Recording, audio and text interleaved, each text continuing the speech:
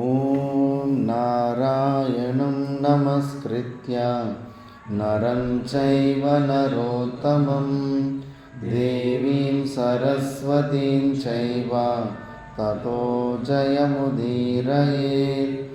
ಓಂ ಶಾಂತಿ ಶಾಂತಿ ಶಾಂತಿ.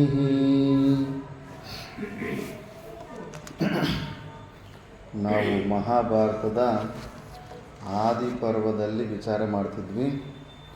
ಇದರಲ್ಲಿ ಈಗ ನಾವು 60ನೆಯ ಅಧ್ಯಾಯ ಪ್ರಾರಂಭ ಮಾಡಿದ್ವಿ. ಇಲ್ಲಿಂದ ಮಹಾಭಾರತದ ಉಪಕ್ರಮ, ನಿಜವಾದ ಮಹಾಭಾರತ, ಕೌರವ ಪಾಂಡವರ ಮಧ್ಯೆ ಇರುವಂಥ ಸ್ಟೋರಿ ಸ್ಟಾರ್ಟ್ ಆಗುತ್ತೆ. ಈ ಅಧ್ಯಾಯದಲ್ಲಿ ಮುಖ್ಯವಾಗಿ ಜನ್ಮೇಜಯನ ಯಾಗಕ್ಕೆ ವ್ಯಾಸರ ಆಗಮನ, ಎಂಟ್ರಿ ಕೊಡೋದು, ಮತ್ತು ಅವರಿಗೆ ಸತ್ಕಾರ, ವ್ಯಾಸರ ನಿರ್ದೇಶದಂತೆ ವೈಶಂಪಾಯನರ ಮಹಾಭಾರತದ ಕಥೆಯನ್ನು ಹೇಳಲು ಉಪಕ್ರಮಿಸುವುದು, ಇವೆಲ್ಲ ಸ್ಟಾರ್ಟ್ ಆಗುತ್ತೆ.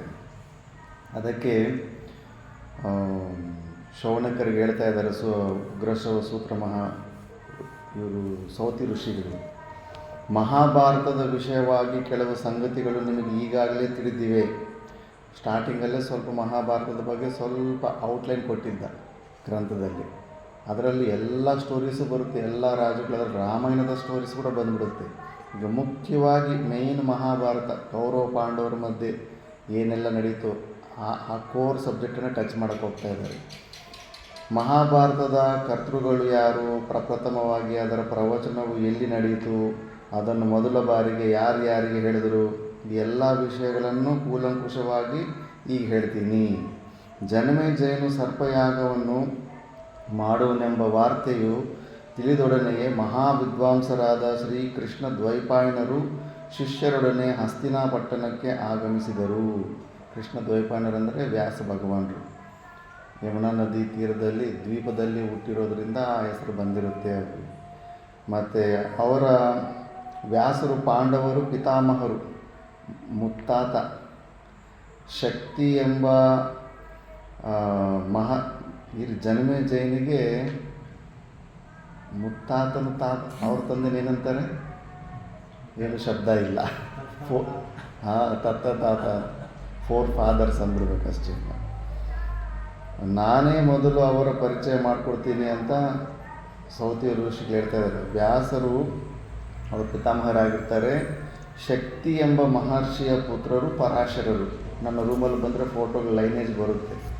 ಶಕ್ತಿಯ ಪರಾಶರರು. ಪರಾಶರರಿಗೆ ಕನ್ಯೆಯಾದ ಕಾಲಿಯಲ್ಲಿ ಅಂದರೆ ಸತ್ಯವತಿ, ಮತ್ಸ್ಯಗಂಧಿಗೆ ಯಮುನಾ ನದಿಯ ಮಧ್ಯದ ದ್ವೀಪದಲ್ಲಿ ಹುಟ್ಟಿದವರೇ ಕೃಷ್ಣ ದ್ವೈಪಾಯನರು. ಆ ಸ್ಟೋರಿಯಲ್ಲಿ ಸುಮ್ಮನೆ ಔಟ್ಲೈನ್ ಹೇಳ್ತಾ ಹೋಗ್ತಾರೆ. ಆ ಸ್ಟೋರಿನಲ್ಲಿ ದೊಡ್ಡ ಆಕೆ ಮೀನು ಹಿಡಿಯೋರು ಸಾಕೊಂಡಿದ್ರು ಕೂಡ, ಮೀನಿನಲ್ಲಿ ಹುಟ್ಟಿದ್ರು ಕೂಡ ರಾಜನ ಅಂಶನೇ ಆಗಿರ್ತಾರೆ, ರಾಜನ ಮಗಳೇ ಆಗಿರ್ತಾರೆ. ಬಟ್ಟು ಸಾಕಿರೋ ತಂದೆಯ ಜಾತಿನೇ ಬರುತ್ತೆ ಆಕೆ. ಶೂದ್ರ ಜಾತಿಗೆ, ನಿಷಾದ್ ಜಾತಿಗೆ ಸೇರಿರ್ತಾರೆ, ಶೂದ್ರ ಜಾತಿಗೆ ಸೇರಿರ್ತಾರೆ. ಆ ಥರ ಹುಟ್ಟುವಾಗಲೇ ಅವರಲ್ಲಿ ಸಾಂಗವಾದ ವೇದಗಳು, ಪುರಾಣ ಇತಿಹಾಸಗಳು ಆಶ್ರಯ ಮಾಡಿಕೊಂಡಿದ್ದವು. ವ್ಯಾಸ ಭಗವಾನ್ ಹುಟ್ಟಿದ ತಕ್ಷಣ ನಡ್ಕೊಂಡು ಹೋಗ್ತಾನೆ. ಬುದ್ಧ ಭಗವಾನ್ 7 ಸ್ಟೆಪ್ ಹಾಕಿದ್ರಾಗ ವ್ಯಾಸ ಭಗವಾನ್ ಡೈರೆಕ್ಟಾಗಿ ಹುಟ್ಟಿದ ತಕ್ಷಣ ನಡ್ಕೊಂಡು ಹೋಗ್ಬಿಡ್ತಾರೆ. ಆ ಥರ.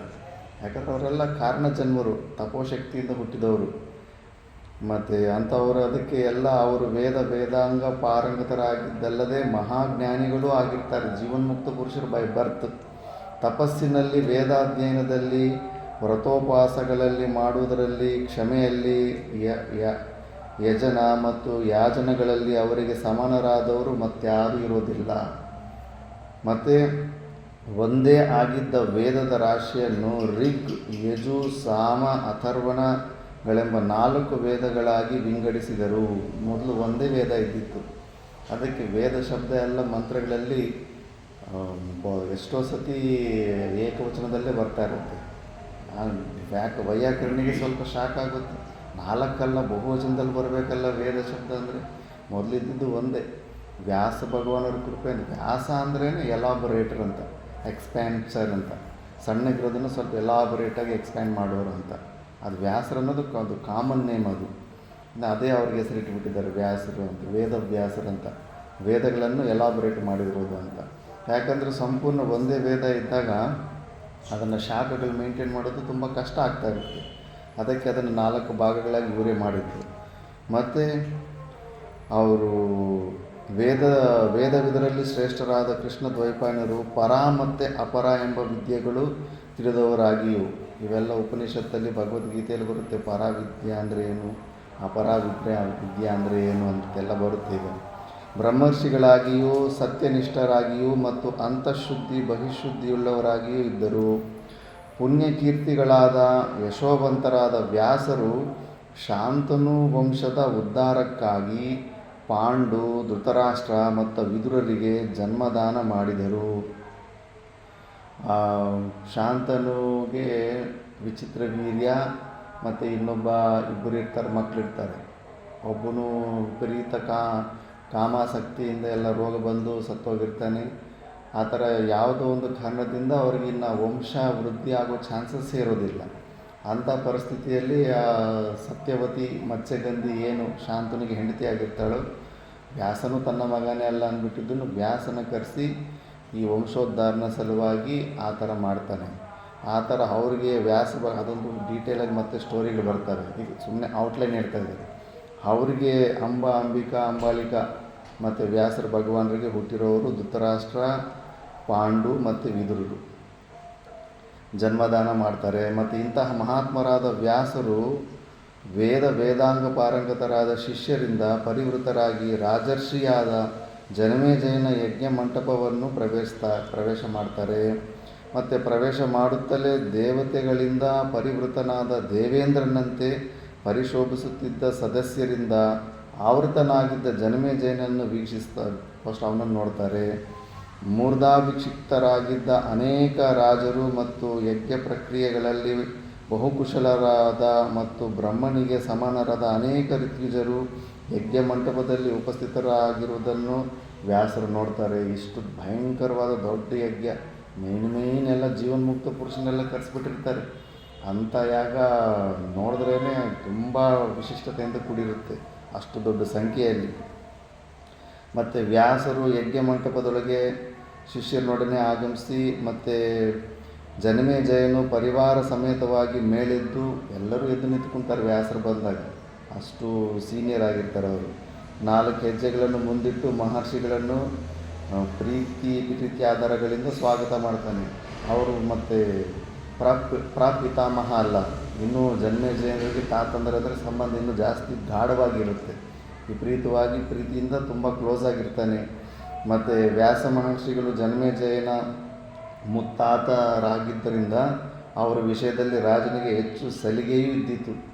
ಅವಾಗ ಮಿಕ್ಕಿದವ್ರು ಹೆದರ್ಕೊಂಡಂಗೆ ಅವನಿಗೆ ಆ ಹೆದರಿಕೇನಿರಲಿಲ್ಲ, ಆರಾಮಾಗಿ ಕೂಲಾಗೇ ಇದ್ದ.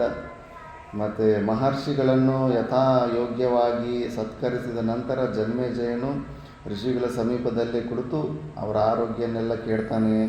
ಮತ್ತು ಪರಸ್ಪರ ಕುಶಲ ಪ್ರಶ್ನೆಗಳೆಲ್ಲ ಆದಮೇಲೆ ಮಹರ್ಷಿಗಳನ್ನು ಯಥೋಚಿತವಾಗಿ ಗೌರವ ಮಾಡ್ತಾರೆ. ಮತ್ತು ಅನಂತರ ಸದಸ್ಯರಿಂದ ಪರಿವೃತನಾದ ಜನಮೇಜಯನು ವ್ಯಾಸರನ್ನು ಇವಾಗ ಪ್ರಶ್ನೆ ಕೇಳ್ತಾನೆ. ದ್ವಿಜ ಸತ್ತಮರೇ, ಕೌರವ ಪಾಂಡವರನ್ನು ತಾವು ಪ್ರತ್ಯಕ್ಷವಾಗಿ ಕಂಡಿದ್ದೀರಿ. ಅವರ ಚರಿತ್ರೆಗಳೆಲ್ಲವೂ ನಿಮಗೆ ಸ್ಪಷ್ಟವಾಗಿ ತಿಳಿದಿರುವುದು. ಆದ್ದರಿಂದ ತಮ್ಮಿಂದಲೇ ಅವರ ಚರಿತ್ರೆಯನ್ನು ಕೇಳಿ ತಿಳಿಯಬೇಕೆಂದಿರುವೆನು. ಸತ್ಕರ್ಮ ನಿರತರಾದ ಕೌರವ ಪಾಂಡವರಲ್ಲಿ ಒಡುಕು ಹೇಗೆ ಉಂಟಾಯಿತು? ಯಾಕೆ ಅವರಿಬ್ಬರ ಮಧ್ಯದಲ್ಲಿ ಜಗಳ ಏನಕ್ಕೆ ಸ್ಟಾರ್ಟ್ ಆಯಿತು? ಅನೇಕ ಅಕ್ಷೋಣಿ ಸೈನಿಕರ ನಾಶಕ್ಕೆ ಕಾರಣವಾದ ಭಾರತ ಮಹಾಯುದ್ಧವು ಹೇಗೆ ನಡೆಯಿತು? ನನ್ನ ಪಿತಾಮಹರೆಲ್ಲರಿಗೂ ದೈವ ಪ್ರೇರಣೆಯಿಂದಲೇ ಒಬ್ಬರು ಮತ್ತೊಬ್ಬರನ್ನು ನಾಶಗೊಳಿಸಬೇಕೆನ್ನುವಷ್ಟು ಅನಿಷ್ಟ ಬುದ್ಧಿಯು ಉತ್ಪನ್ನವಾಯಿತೆಂದು ಭಾವಿಸುತ್ತೇನೆ. ನೀವು ಆ ಎಲ್ಲ ವಿಷಯಗಳನ್ನು ಯಥಾವತ್ತಾಗಿ ಸಂಪೂರ್ಣವಾಗಿ ನಮಗೆ ತಿಳಿಸಿ ಅಂತ ಪ್ರಾರ್ಥನೆ ಮಾಡ್ತಾನೆ. ಆವಾಗ ಇನ್ನು ಸ್ಟಾರ್ಟ್ ಮಾಡ್ತಾನೆ.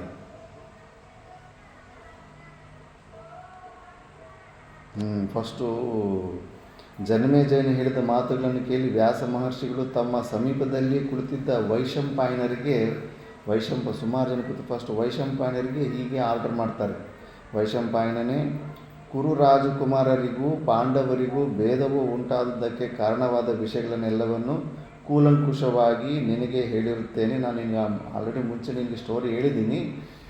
ಆ ಸಂಪೂರ್ಣ ಚರಿತ್ರೆಯನ್ನು ನೀನು ಈಗ ತುಂಬ ಆಕಾಂಕ್ಷೆಯಿಂದ ಕೂಡಿರೋಂಥ ಇವರಿಗೆ, ಈ ಜನ್ಮೇಜಯನಿಗೆ ಮುಖ್ಯವಾಗಿ ಆ ಸ್ಟೋರಿನ ನೀನು ಹೇಳಪ್ಪ ಅಂದ್ಬಿಟ್ಟು. ಆವಾಗ ಗುರು ವರೇಣ್ಯರಾದ ಮಾತುಗಳನ್ನು ಕೇಳಿಬಿಟ್ಟು ವೈಶಂಪಾಯನರು ಪುರಾತನವಾದ ಮಹಾಭಾರತದ ಇತಿಹಾಸವನ್ನು ಹೇಳಲಿಕ್ಕೆ ಪ್ರಾರಂಭ ಮಾಡ್ತಾರೆ. ಮತ್ತು ಶೌನಕರು ಹೇಳ್ತಾರೆ, ವಿಷ್ಣು ಸ್ವರೂಪನಾದ ಗುರು ಭಗವಂತನ ಆದೇಶದಂತೆ ವೈಶಂಪಾಯನರು ದೀರ್ಘ ಪ್ರಣವೋಚ್ಚಾರಣಪೂರ್ವಕವಾಗಿ ಮಹಾಭಾರತದ ಕಥೆಯನ್ನು ಹೇಳಲು ಪ್ರಾರಂಭಿಸಿದರು. ಇದು ನಮ್ಮ ಪರಂಪರೆ. ಯಾವುದೇ ಒಂದು ಪ್ರವಚನ ಆಗಲಿ ಏನಾದರೂ ಸ್ಟಾರ್ಟ್ ಮಾಡಬೇಕಾದ್ರೆ ಪ್ರಣವ ಅಂದರೆ ಓಂಕಾರ, ಓಂಕಾರದ ಉಚ್ಚಾರಣೆ ದೀರ್ಘೋಚ್ಚಾರಣಂ ಪ್ರಣವ ಅಂತಾರೆ. ಓಂ ಓಂ ಅಂತ ಅಷ್ಟು ಬೇಗನೆ ಅಲ್ಲ, ಎಷ್ಟು ನಿಧಾನವಾಗಿ ಸಾಧ್ಯ ಆಗುತ್ತೋ ಅಷ್ಟು ನಿಧಾನವಾಗಿ ಓಂಕಾರ ಉಚ್ಚಾರಣೆ ಮಾಡಬೇಕು. ಮಾಂಡವಿಕ ಉಪನಿಷತ್ತು ಓದಿದ ಮೇಲೆ ಅದರಲ್ಲಿ ಓಂಕಾರದಲ್ಲಿ ಅಹಂಗ್ರೀವ ಉಪಾಸನೆ ಮತ್ತು ತತ್ವದ ವಿಚಾರ ಬಂದ ಮೇಲೆ ಆ ಓಂಕಾರದ ಮಹತ್ವದ ಬಗ್ಗೆ ಗೊತ್ತಾಗುತ್ತೆ. ಓಂಕಾರ ನಾದ ಮಾಡ್ತಾನೆ ಸಮಾಧಿ ಸ್ಥಿತಿಗೆ ಹೋಗ್ತಾ ಇರಬೇಕು. ಮಾತಾ ಮಾಣಿಕೇಶ್ವರಮ್ಮವರು ಓಂಕಾರದ ಬಗ್ಗೆ ಯಾರು ಸ್ವಲ್ಪ ಹಿಂಗೆ ಡೌಟ್ ಕೇಳಿದ್ದಕ್ಕೆ ಅರ್ಧ ರಾತ್ರಿಲಿ ಎಲ್ಲ ಮಲಗಿರೋರನ್ನ ಒಂದು ಸತಿ 12:30 1 ಗಂಟೆಯಲ್ಲಿ ಎಬ್ಬಿಸಿ, ಆವಾಗ ಯಾಕಂದರೆ ನಿದ್ದೆಯಿಂದ ಎದ್ದ ತಕ್ಷಣ ಅನ್ಯ ವಿಚಾರಗಳು ಹೆಚ್ಚಿರೋದಿಲ್ಲ ಅಂತ ಎಬ್ಬಿಸಿಬಿಟ್ಟಿದ್ದು ರಾತ್ರಿ 12:30 1 ಗಂಟೆಯಲ್ಲಿ 108 ಸತಿ ಓಂಕಾರ ಉಚ್ಚಾರಣೆ ಸಮಷ್ಟಿ ರೂಪದಲ್ಲಿ ಉಚ್ಚಾರಣೆ ಮಾಡಿಸಿ ಸುಮಾರು ಜನಕ್ಕೆ ಆವತ್ತು ಆ ಒಂದು ಸಮಾಧಿ ಸ್ಥಿತಿಯ ಒಂದೊಂದು ರುಚಿ ತೋರಿಸಿದ್ರಂತೆ. ಅಷ್ಟು ಪವರ್ ಇರುತ್ತೆ ಓಂಕಾರದಲ್ಲಿ. ದೀರ್ಘದಿಂದ ಮಾಡ್ತಾ ಇರಬೇಕು ಓಂ ಅಂತ, ಫಾಸ್ಟ್ ಇರಬಾರ್ದು ಯಾವತ್ತಾಗಲಿ ಓಂಕಾರ ಉಚ್ಚಾರಣೆಯಲ್ಲಿ. ಮನಸ್ಸಲ್ಲಿ ಕೂಡ ಅಷ್ಟೇ, ಮನಸ್ಸಲ್ಲಿ ಜಪ ಮಾಡ್ಕೊತ ಇದ್ದಾಗಲೂ ಕೂಡ ಮಾಲೆ ಇಟ್ಕೊಂಡು ಟಕ್ ಓಂ ಓಂ ಓಂ ಓಂ ಅಂತ ಉಚ್ಚಾರಣೆ ಮಾಡಬಾರ್ದು. ಓಂ ಎಷ್ಟು ಕಡಿಮೆ ಆದರೆ ಆ ಥರ ಥಾಟ್ ಸೀಕ್ವೆನ್ಸಿನೂ ಕಡಿಮೆ ಆಗುತ್ತೆ, ಪ್ರಾಣ ತೆಗೆದುಕೊಳ್ಳೋ ಸ್ಪೀಡ್ ಕೂಡ ಕಡಿಮೆ ಆಗುತ್ತೆ. ಪ್ರಾಣಬಂಧನಾತ್ ಲೀನ ಮನಸ್ಸು, ಪ್ರಾಣನ ಬಂಧನ ಮಾಡಿದ್ರು ಮನಸ್ಸು ಕಟ್ಟಾಗ್ಬೋದು, ಮನಸ್ಸನ್ನು ಕಟ್ಟಾಕಿದ್ರು ಕೂಡ ಪ್ರಾಣನ ಕಟ್ಟಾಗ್ಬೋದು. ಆ ಥರ ಲಿಂಕ್ ಇರುತ್ತೆ ಇವೆರಡಕ್ಕೂ. ಆ ಥರ ನಮಗೆ ಸಮಾಧಿ ಸ್ಥಿತಿಯನ್ನು ಕೊಡುತ್ತೆ. ಅದಕ್ಕೆ ನಮ್ಮ ಪರಂಪರೆಯಲ್ಲಿ ಫಸ್ಟು ಓಂಕಾರದಿಂದನೇ ಸ್ಟಾರ್ಟ್ ಮಾಡ್ತಾಯಿದ್ರು. ಮಹಾಭಾರತದಲ್ಲೂ ಕೂಡ ದೀರ್ಘ ಪ್ರಣವೋಚ್ಚಾರಣ ಪೂರ್ವಕವಾಗಿ ಮಹಾಭಾರತದ ಕಥೆಯನ್ನು ಹೇಳಲು ಪ್ರಾರಂಭಿಸ್ತಾರೆ. ಮನಸ್ಸು ಬುದ್ಧಿಗಳನ್ನು ಸಮಾಧಿಯಲ್ಲಿ ಏಕೀಕರಿಸಿ ಸಚ್ಚಿದಾನಂದ ಸ್ವರೂಪನಾದ ಗುರು ಭಗವಂತನನ್ನು ಹೃದಯ ಕಮಲದಲ್ಲಿ ಧ್ಯಾನಿಸಿ, ಮತ್ತು ಪ್ರಾರ್ಥನೆಗೂ ಕೂಡ ಅಷ್ಟೇ. ಮಂಗಳಾಚರಣೆ ಮಾಡುವಾಗ ಗುರುದೇವರನ್ನ ನೆನೆಸಲಿಲ್ಲ ಅಂದರೆ ಈಗನ ನಿನ್ನ ಒಂದು ಕರ್ತೃತ್ವದ ಮಾತುಗಳು ಬಂದುಬಿಡ್ತವೆ. ಯಾವತ್ತೇ ಆಗಲಿ ಸ್ಟೇಜ್ ಮೇಲೆ ಕೂತಾಗ ಹೇ ಸಚ್ಚಿದಾನಂದ ಸ್ವರೂಪ, ಏನು ಹೊರಗಡೆ ಶಬ್ದ ಹೊರಗಡೆ ಬಂದರೂ ಅದು ನಿನ್ನದೇ ಆಗಿರಲಿ, ನನ್ನದು ಅನ್ನೋದು ಒಂದು ಕೂಡ ಏನು ಮಿಶ್ರಿತವಾಗಬಾರ್ದು, ಪರ್ಸ್ನಲ್ ಒಪಿನಿಯನ್ ಏನು ಬರಬಾರ್ದು. ಯಾಕಂದರೆ ಶ್ರದ್ಧೆಯಿಂದ ಬಂದಿದ್ದಾರೆ ಅಷ್ಟು ಜನ, ಅವರಿಗೆಲ್ಲರಿಗೂ ಯಾವುದು ಯೋಗ್ಯವಾದದ್ದು ಮಾತು ಆ ಮಾತೇ ಈ ಬಾಯಿಂದ ಇವತ್ತು ಹೊರಗಡೆ ಬರಬೇಕಂತ ಆ ಒಂದು ಭಾವನೆಯಿಂದ ಸ್ಟಾರ್ಟ್ ಮಾಡಬೇಕು. ಆವಾಗ ಅದು ಯಾರಿಗೊಬ್ಬರಿಗೂ ಪ್ರಯೋಜನವಾಗಿ ಫಲೀಭೂತವಾಗುತ್ತೆ. ಸ್ವಲ್ಪ ಇವೆಲ್ಲ ಭಾವನೆ ಬರಲಿಲ್ಲ ಅಂದ್ರೆಗನ ಅಹಂಕಾರ ಬಂದ್ಬಿಟ್ಟಿರುತ್ತೆ ಒಳಗಡೆ. ಗುರು ಭಗವಂತನನ್ನು ಹೃದಯ ಕಮಲದಲ್ಲಿ ಧ್ಯಾನಿಸಿ ಪ್ರತ್ಯಕ್ಷ ರೂಪಿಯಾಗಿರುವ ಅದೇ ಗುರು ಭಗವಂತನಿಗೆ ಸಾಷ್ಟಾಂಗ ಪ್ರಣಾಮ ಮಾಡಿ, ಯಾಕಂದರೆ ಪಕ್ಕದಲ್ಲಿ ಗುರು ಇದ್ದಾರೆ ಅದಕ್ಕೆ ಅವರು ನಮಸ್ಕಾರ ಮಾಡಿಕೊಂಡು, ವ್ಯಾಸರ ಶಿಷ್ಯರು ವೈಶಂಪಾಯನರು ವ್ಯಾಸರಿಗೆ ನಮಸ್ಕಾರ ಮಾಡಿಕೊಂಡು, ಅಲ್ಲಿ ನೆರೆದಿರುವ ಬ್ರಾಹ್ಮಣೋತ್ತಮರನ್ನು ಇತರ ವಿದ್ವಾಂಸರನ್ನು ನಮಸ್ಕರಿಸಿ, ಆ ಸಭೆಯಲ್ಲಿ ಇನ್ನೊಂದು ಮರ್ಯಾದೆ ಇರುತ್ತೆ. ನಮಗಿಂತ ಸ್ವಲ್ಪ ಹೈ ಪೋಸ್ಟಲ್ಲಿರುವಂಥವ್ರು ಎಲ್ಲರಿಗೂ ಕೂಡ ಯಾರಾದರೂ ಇದ್ದರೆ ಫಸ್ಟ್ ನಮಸ್ಕಾರ ಮಾಡಬೇಕಾಗುತ್ತೆ. ಸನ್ಯಾಸದಲ್ಲಿ ದೊಡ್ಡವ್ರು ಯಾರು ಸಣ್ಣವ್ರು ಯಾರು ಅಂದರೆ ವಯಸ್ಸು ಸಣ್ಣದೇ ಆಗಿರ್ಬೋದು, ಆದರೆ ನಿಮಗಿಂತ ಮುಂಚೆ ಸನ್ಯಾಸ ದೀಕ್ಷೆ ತೊಗೊಂಡಿದ್ರೆ ಅವರು ನಿಮಗೆ ಹಿರಿಯರಾಗ್ತಾರೆ. ಆ ಥರ ಅವನು ಹುಡುಗ 15 ವರ್ಷ 20 ವರ್ಷನಾಗಿರ್ಬೋದು, ನೀವು 60 ವರ್ಷ ಆಗಿರ್ಬೋದು, ನಿಮಗಿಂತ 1 ವರ್ಷ ಮುಂಚೆ ಸನ್ಯಾಸ ತೊಗೊಂಡಿದ್ದಾರೆ ಅಂದರೆ ನೀವು ಅವ್ರಿಗೆ ಫಸ್ಟು ನಮಸ್ಕಾರ ಮಾಡಬೇಕು, ಮತ್ತು ಅವ್ರು ಪ್ರತಿ ನಮಸ್ಕಾರ ಮಾಡಬೇಕು. ಇದು ನಿಯಮ ಇರುತ್ತೆ. ಮತ್ತು ಅಲ್ಲಿ ವಿದ್ವಾಂಸರು ವಿದ್ವತ್ತಿರುವಂಥ ಸನ್ಯಾಸಿ ಆಚಾರ್ಯ ಕೋಟಿಲಿದ್ದಾಗ ಅವರು ನೈಷ್ಠಿಕ್ಯ ಬ್ರಹ್ಮಚರ್ಯದಲ್ಲಿದ್ದರೂ ಕೂಡ, ನೀನು ಸನ್ಯಾಸ ಆಗಿದ್ದರೂ ಕೂಡ ನೀನೇ ಅವರಿಗೆ ಫಸ್ಟು ಪ್ರಣಾಮ ಮಾಡಬೇಕು. ಕೆಲವೊಂದು ನಿಯಮಗಳು ಅದಕ್ಕೆ ಮರ್ಯಾದೆ ಇರುತ್ತೆ. ಆ ಕೂತಿರೋ ಸಭೆಯಲ್ಲಿ ಯಾರಾದರೂ ಹಿರಿಯರಿದ್ದಾಗ ಅವರ ಒಂದು ಆಜ್ಞೆ, ಗುರುಗಳೇ ಆಜ್ಞೆ ಅಂತ. ಎಮಿಗ್ನೂರಲ್ಲಿ ಪಂಡಿತ ಏನಿರ್ತ ಅವ್ರು ತುಂಬ ಬುದ್ಧಿವಂತ ಆಗಿದ್ದ, ಗುರುಗಳೇ ಆಜ್ಞೆ ಅಂತ ಪ್ರತಿಯೊಂದಕ್ಕೂ ಆಜ್ಞೆ ಕೇಳಿ ಮತ್ತೆ ಪ್ರಾರಂಭ ಮಾಡ್ತಿದ್ದ. ಅದು ಶಾಸ್ತ್ರ ಅದು. ಈ ಥರ ಇತರ ವಿದ್ವಾಂಸರನ್ನು ನಮಸ್ಕರಿಸಿ ಸರ್ವಲೋಕಗಳಲ್ಲಿಯೂ ವಿಖ್ಯಾತರಾದ ಮಹಾತ್ಮರಾದ ಧೀಮಂತರಾದ ವ್ಯಾಸ ಮಹರ್ಷಿಗಳ ಅಭಿಮತವನ್ನು ಪರ್ಮಿಷನ್ ಅವರಿಂದಲೇ ಕೇಳಿದ ಮಹಾಭಾರತ ಕಥಾಮೃತವನ್ನು ತಮಗೆ ಹೇಳಬೇಕೆಂದು ಅವರ ಅಭಿಲಾಷೆ ಏನು ಇಟ್ಕೊಂಡಿದ್ರೋ ಅದನ್ನು ಪೂರ್ಣಗೊಳಿಸುತ್ತೇನೆ ಅಂದ್ಬಿಟ್ಟು ಸ್ಟಾರ್ಟ್ ಮಾಡ್ತಾನೆ ಜನ್ಮೇಜಯನಿಗೆ. ಮಹಾರಾಜ, ಈ ಭಾರತ ಕಥೆಯನ್ನು ಕೇಳಲು ನೀನು ಸತ್ಪಾತ್ರನಾಗಿರುವೆ, ನೀನು ಯೋಗ್ಯವಾದ ಪಾತ್ರನೇ. ಅಂತೆಯೇ ಶ್ರೀ ಗುರುವಿನ ವಾಕ್ಯದಿಂದ ಪ್ರೇರಿತನಾದ ನಾನು ಕಥೆಯನ್ನು ಹೇಳಲು ಬಹಳ ಉತ್ಸುಕನಾಗಿದ್ದೇನೆ. ನಿಮ್ಮೆಲ್ಲರ ಮಧ್ಯದಲ್ಲಿ ಈ ಪುಣ್ಯ ಕಥಾ ಪ್ರವಚನವನ್ನು ಮಾಡಬೇಕೆಂದು ನನ್ನ ಮನಸ್ಸು ಕೂಡ ತವಕಿಸ್ತಾ ಇದೆ.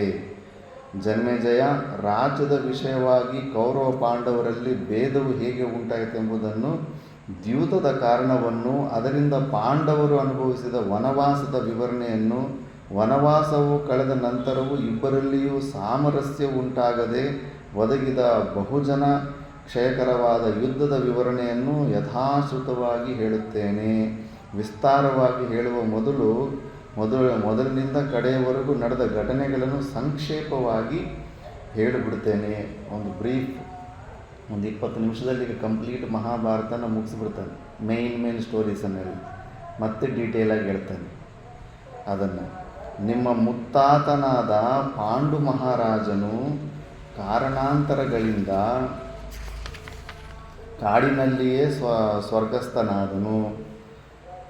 ಈಗ ವ್ಯಾಸ ಭಗವಾನರಿಗೆ ಅಂಬಿಕಾ ಇವರಿಗೆ ಹುಟ್ಟಿರೋ ಪಾಂಡು, ಧೃತರಾಷ್ಟ್ರ ಮತ್ತು ವಿದುರ ಇರ್ತಾರೆ. ಇನ್ನು ಪಾಂಡು ಅಂದರೆ ಸುಮಾರದಲ್ಲಿ ವ್ಯಾಖ್ಯಾನ ಮಾಡ್ತಾರೆ. ಪಾಂಡು ರೋಗ ಬಂದಿತ್ತು, ವೈಟ್ ಕಲರ್. ರೋಗ ಅಲ್ಲ, ಅದು ಕಲ್ಲರ್ ಅಷ್ಟೇ, ಶರೀರದ ಕಲ್ಲರು ವೈಟಾಗಿರುತ್ತೆ. ಒಳ್ಳೆ ಯಾರೋ ಫಾರಿನರು ವಿದೇಶದಿಂದ ಬಂದವ್ರಿಗಿರುತ್ತಲ್ಲ, ಅಷ್ಟು ಸ್ಕಿನ್ನು ಫುಲ್ಲು ವೈಟ್ ಆಗಿಬಿಟ್ಟಿರುತ್ತೆ. ಅಷ್ಟೇ ಹೊರತು ಮಹಾಪರಾಕ್ರಮಿ ಆಗಿರ್ತಾನೆ ಪಾಂಡು. ರೋಗಿ ಆದವನಿಗೆ ಸಾಮ್ರಾಜ್ಯ ಕೊಡೋದಕ್ಕಾಗೋದಿಲ್ಲ. ಆ ಪಾಂಡು ಅವಾಗ ರಾಜ ಆಗಿದ್ದಂದರೆ ಅವನಿಗೆಲ್ಲ ಟೆಸ್ಟ್ ಮಾಡಿರ್ತಾರೆ. ರೋಗಿ ಆದವ್ರಿಗೆ, ಅಂಗವಿಕಲಾಂಗರಿಗೆ ಅವ್ರಿಗೆಲ್ಲ ರಾಜಗದ್ದೆ ಕೊಡ್ತಿರಲಿಲ್ಲ. ರಾಜಗದ್ದೆಯಲ್ಲಿ ಕೂತು ಸಾಮ್ರಾಟ ಆಗಿರ್ತಾನೆ. ಎಲ್ಲ ಪ್ರಪಂಚದಲ್ಲಿ ಎಲ್ಲ ದೇಶ ರಾಜರನ್ನು ಸೋಲಿಸಿಬಿಟ್ಟು ಪೃಥ್ವಿಗೆ ಸಾಮ್ರಾಟ ಆಗಿರ್ತಾನೆ ಪಾಂಡು. ಯಾರೂ ಎದುರೇ ಇರೋದಿಲ್ಲ. ಇನ್ನು ಸಣ್ಣ ವಯಸ್ಸಿನಲ್ಲೇ ಅಷ್ಟೊಂದೆಲ್ಲ ಪರಾಕ್ರಮವಂತಾಗಿರ್ತಾನೆ. ಅದು ಜಾಸ್ತಿ ಹೈಲೈಟ್ ಮಾಡಿ ಅಂದರೆ ಗೊತ್ತಾಗೋದಿಲ್ಲ. ಪಾಂಡು ಅಂದರೆ ಇವ್ರ ತಂದೆ ಬಿಡು ಅಂದ್ಬಿಟ್ಟು. ಭೀಷ್ಮ ಇವ್ರಿಗಿಂತನೂ ತುಂಬ ಜಾಸ್ತಿ ಪವರ್ಫುಲ್ ಆಗಿರ್ತಾನೆ. ತುಂಬ ಕಡಿಮೆ ಸಮಯದಲ್ಲಿ ಇಡೀ ಪೃಥ್ವಿಯನ್ನೆಲ್ಲ ಗೆದ್ದು ತನ್ನ ಹತೋಟಿಲಿ ಇಟ್ಕೊಂಡ್ಬಿಟ್ಟಿರ್ತಾನೆ. ಇನ್ನು ಮತ್ತೆ ಬೋರ್ ಹೊಡೆದು ಬಿಡುತ್ತೆ. ಇನ್ನು ಯಾರು ಶತ್ರುಗಳೇ ಇಲ್ಲ, ಯುದ್ಧಗಳೇ ಇಲ್ಲ ಅಂದ್ರೆ ಅವ್ನಿಗೆ ರಾಜ್ಯದಲ್ಲಿ ಇಂಟ್ರೆಸ್ಟ್ ಹೋಗ್ಬಿಟ್ಟಿರುತ್ತೆ. ಆದ್ದರಿಂದ ಅವನು ಸರಿ ಅಂದ್ಬಿಟ್ಟಿದ್ದು ಅವ್ರ ಅಣ್ಣ ಧೃತರಾಷ್ಟ್ರನಿಗೆ ಅಲ್ಲಿ ಸಿಂಹಾಸನದಲ್ಲಿ ಡೆಪ್ಯೂಟಿ CM ಕೂಡಿಸ್ಬಿಟ್ಟಿದ್ದನು. ಕಾಡಿಗೆ ಹೋಗ್ಬಿಟ್ಟು ಬೇಟೆ ಆಡಿಕೊಂಡು ವನವಿಹಾರದಲ್ಲಿ ಕುಂತಿ ಮತ್ತು ಮಾದರಿ ಜೊತೆ ಅಲ್ಲೇ ಎಂಜಾಯ್ ಮಾಡ್ಕೊತಾ ಇರ್ತಾನೆ ಕಾಡಿನಲ್ಲಿ. ಆ ಥರ ಇದ್ದಾಗ ಅಲ್ಲಿ ಘಟನೆ ನಡೆಯುತ್ತೆ. ಒಂದು ಸತಿ ಯಾವುದೋ ಜಿಂಕೆಗಳು ಸಂಭೋಗ ಮಾಡ್ತಿರೋಂಥ ಸಮಯದಲ್ಲಿ ಬೇಟೆ ಆಡಿಬಿಡ್ತಾನೆ. ಅದು ಶಾಸ್ತ್ರ ನಿಯಮ ಇರುತ್ತೆ, ಪ್ರಾಣಿಗಳಾಗಲಿ ಮನುಷ್ಯರಾಗಲಿ ಅಂಥ ಸಮಯದಲ್ಲಿ ಯಾರು ಡಿಸ್ಟರ್ಬೇ ಮಾಡಬಾರ್ದು ಅಂತ ಒಂದು ನಿಯಮ ಇರುತ್ತೆ. ಅಂಥದ್ರಲ್ಲಿ ಅವರು ಸಾಮಾನ್ಯ ಜಂತು ಅಂತ ಅಂದ್ಕೊಂಡಿರ್ತಾನೆ. ಋಷಿ ಮತ್ತು ಋಷಿ ಪತ್ನಿ ಹಗಲೊತ್ತಿನಲ್ಲಿ ಮನುಷ್ಯರಿಗೆ ಅಧಿಕಾರ ಇಲ್ಲ ಆ ಕ್ರಿಯೆಗೆ ಅಂದುಬಿಟ್ಟಿದ್ದೂ, ಪ್ರಾಣಿಗಳಿಗಾದರೆ ಹಗಲಲ್ಲೂ ಅದಕ್ಕೆ ಅವಕಾಶ ಇರುತ್ತೆ ಅಂದ್ಬಿಟ್ಟು ಪ್ರಾಣಿ ಒಂದು ಶರೀರವನ್ನು ಹೊಂದಿ ಆ ಥರ ಅನುಭವಿಸ್ತಾ ಇರ್ತಾರೆ.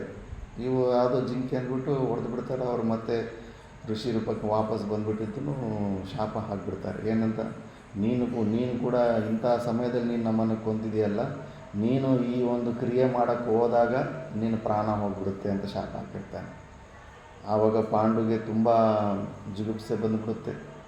ಇನ್ನು ನನಗೆ ನಮ್ಮ ಮಕ್ಕಳು ಹೆಂಗೆ ಆಗ್ತಾರೆ, ಈ ಶಾಪ ಬಂದಿದೆ, ಆ ಕ್ರಿಯೆ ಮಾಡೋಕ್ಕೆ ಹೋದ ಕ್ಷಣವೇ ನಾನು ಪ್ರಾಣ ಹೋಗ್ಬಿಡುತ್ತೆ ಹೆಂಗೆ ಅಂದ್ಬಿಟ್ಟಿದ್ದನು. ತುಂಬ ಜೀವನದ ಮೇಲೇ ವಿರಕ್ತಿ ಬಂದುಬಿಟ್ಟಿದ್ದನು. ಹೆಂಡತಿಯರನ್ನ ಕರೆಸಿಬಿಟ್ಟಿದ್ದನು, ನಾನಿನ್ನು ಸನ್ಯಾಸ ತೊಗೊಂಡ್ಬಿಡ್ತೀನಿ, ನಂದು ಇನ್ನೇನು ಜೀವನ ಇಲ್ಲ, ಈ ಕಡೆ ಇಂಟ್ರೆಸ್ಟೇ ಇಲ್ಲ ನನಗಿನ್ನ, ಈ ಥರ ಆಗಿಬಿಟ್ಟಿದೆ ಜೀವನ ಅಂದ್ಬಿಟ್ಟಿದ್ದನು. ಅವರು ಸರಿ ನಾವು ಸನ್ಯಾಸಿಗೆ ನೀವು ಇಲ್ಲದೇ ಇರೋ ಜೀವನ ನಮಗೆ ಅದಕ್ಕೆ ನಾವು ಬಂದುಬಿಡ್ತೀವಿ ಅಂತ ಅವರು ಅಂತಾರೆ. ಆವಾಗ ಕುಂತಿಗೆ ಕೊಟ್ಟಿರೋ ವರದ ಬಗ್ಗೆ ಹೇಳ್ತಾರೆ. ನನಗೆ ಈ ಥರ ಪರಮಾತ್ಮ ವರ ಕೊಟ್ಟಿದ್ದಾನೆ, ದೇವರ ಅನುಗ್ರಹದಿಂದ ನಾನು ಮಕ್ಕಳನ್ನು ಹೊಂದಬಹುದು ಅಂದ್ಬಿಟ್ಟು. ಇನ್ನು ಸರಿ ಅಂದ್ಬಿಟ್ಟಿದ್ದು ಪಾಂಡುರಾಜನನ್ನು ಪರ್ಮಿಷನ್ ತಗೊಂಡು ಯಾವ ದೇವರನ್ನು ನೆನೆಸ್ಕೊಂಡು ವರ ಕೇಳಿದ್ರೆ ಆ ಥರನೇ ಪುತ್ರ ಹುಡ್ತಾನಂತ.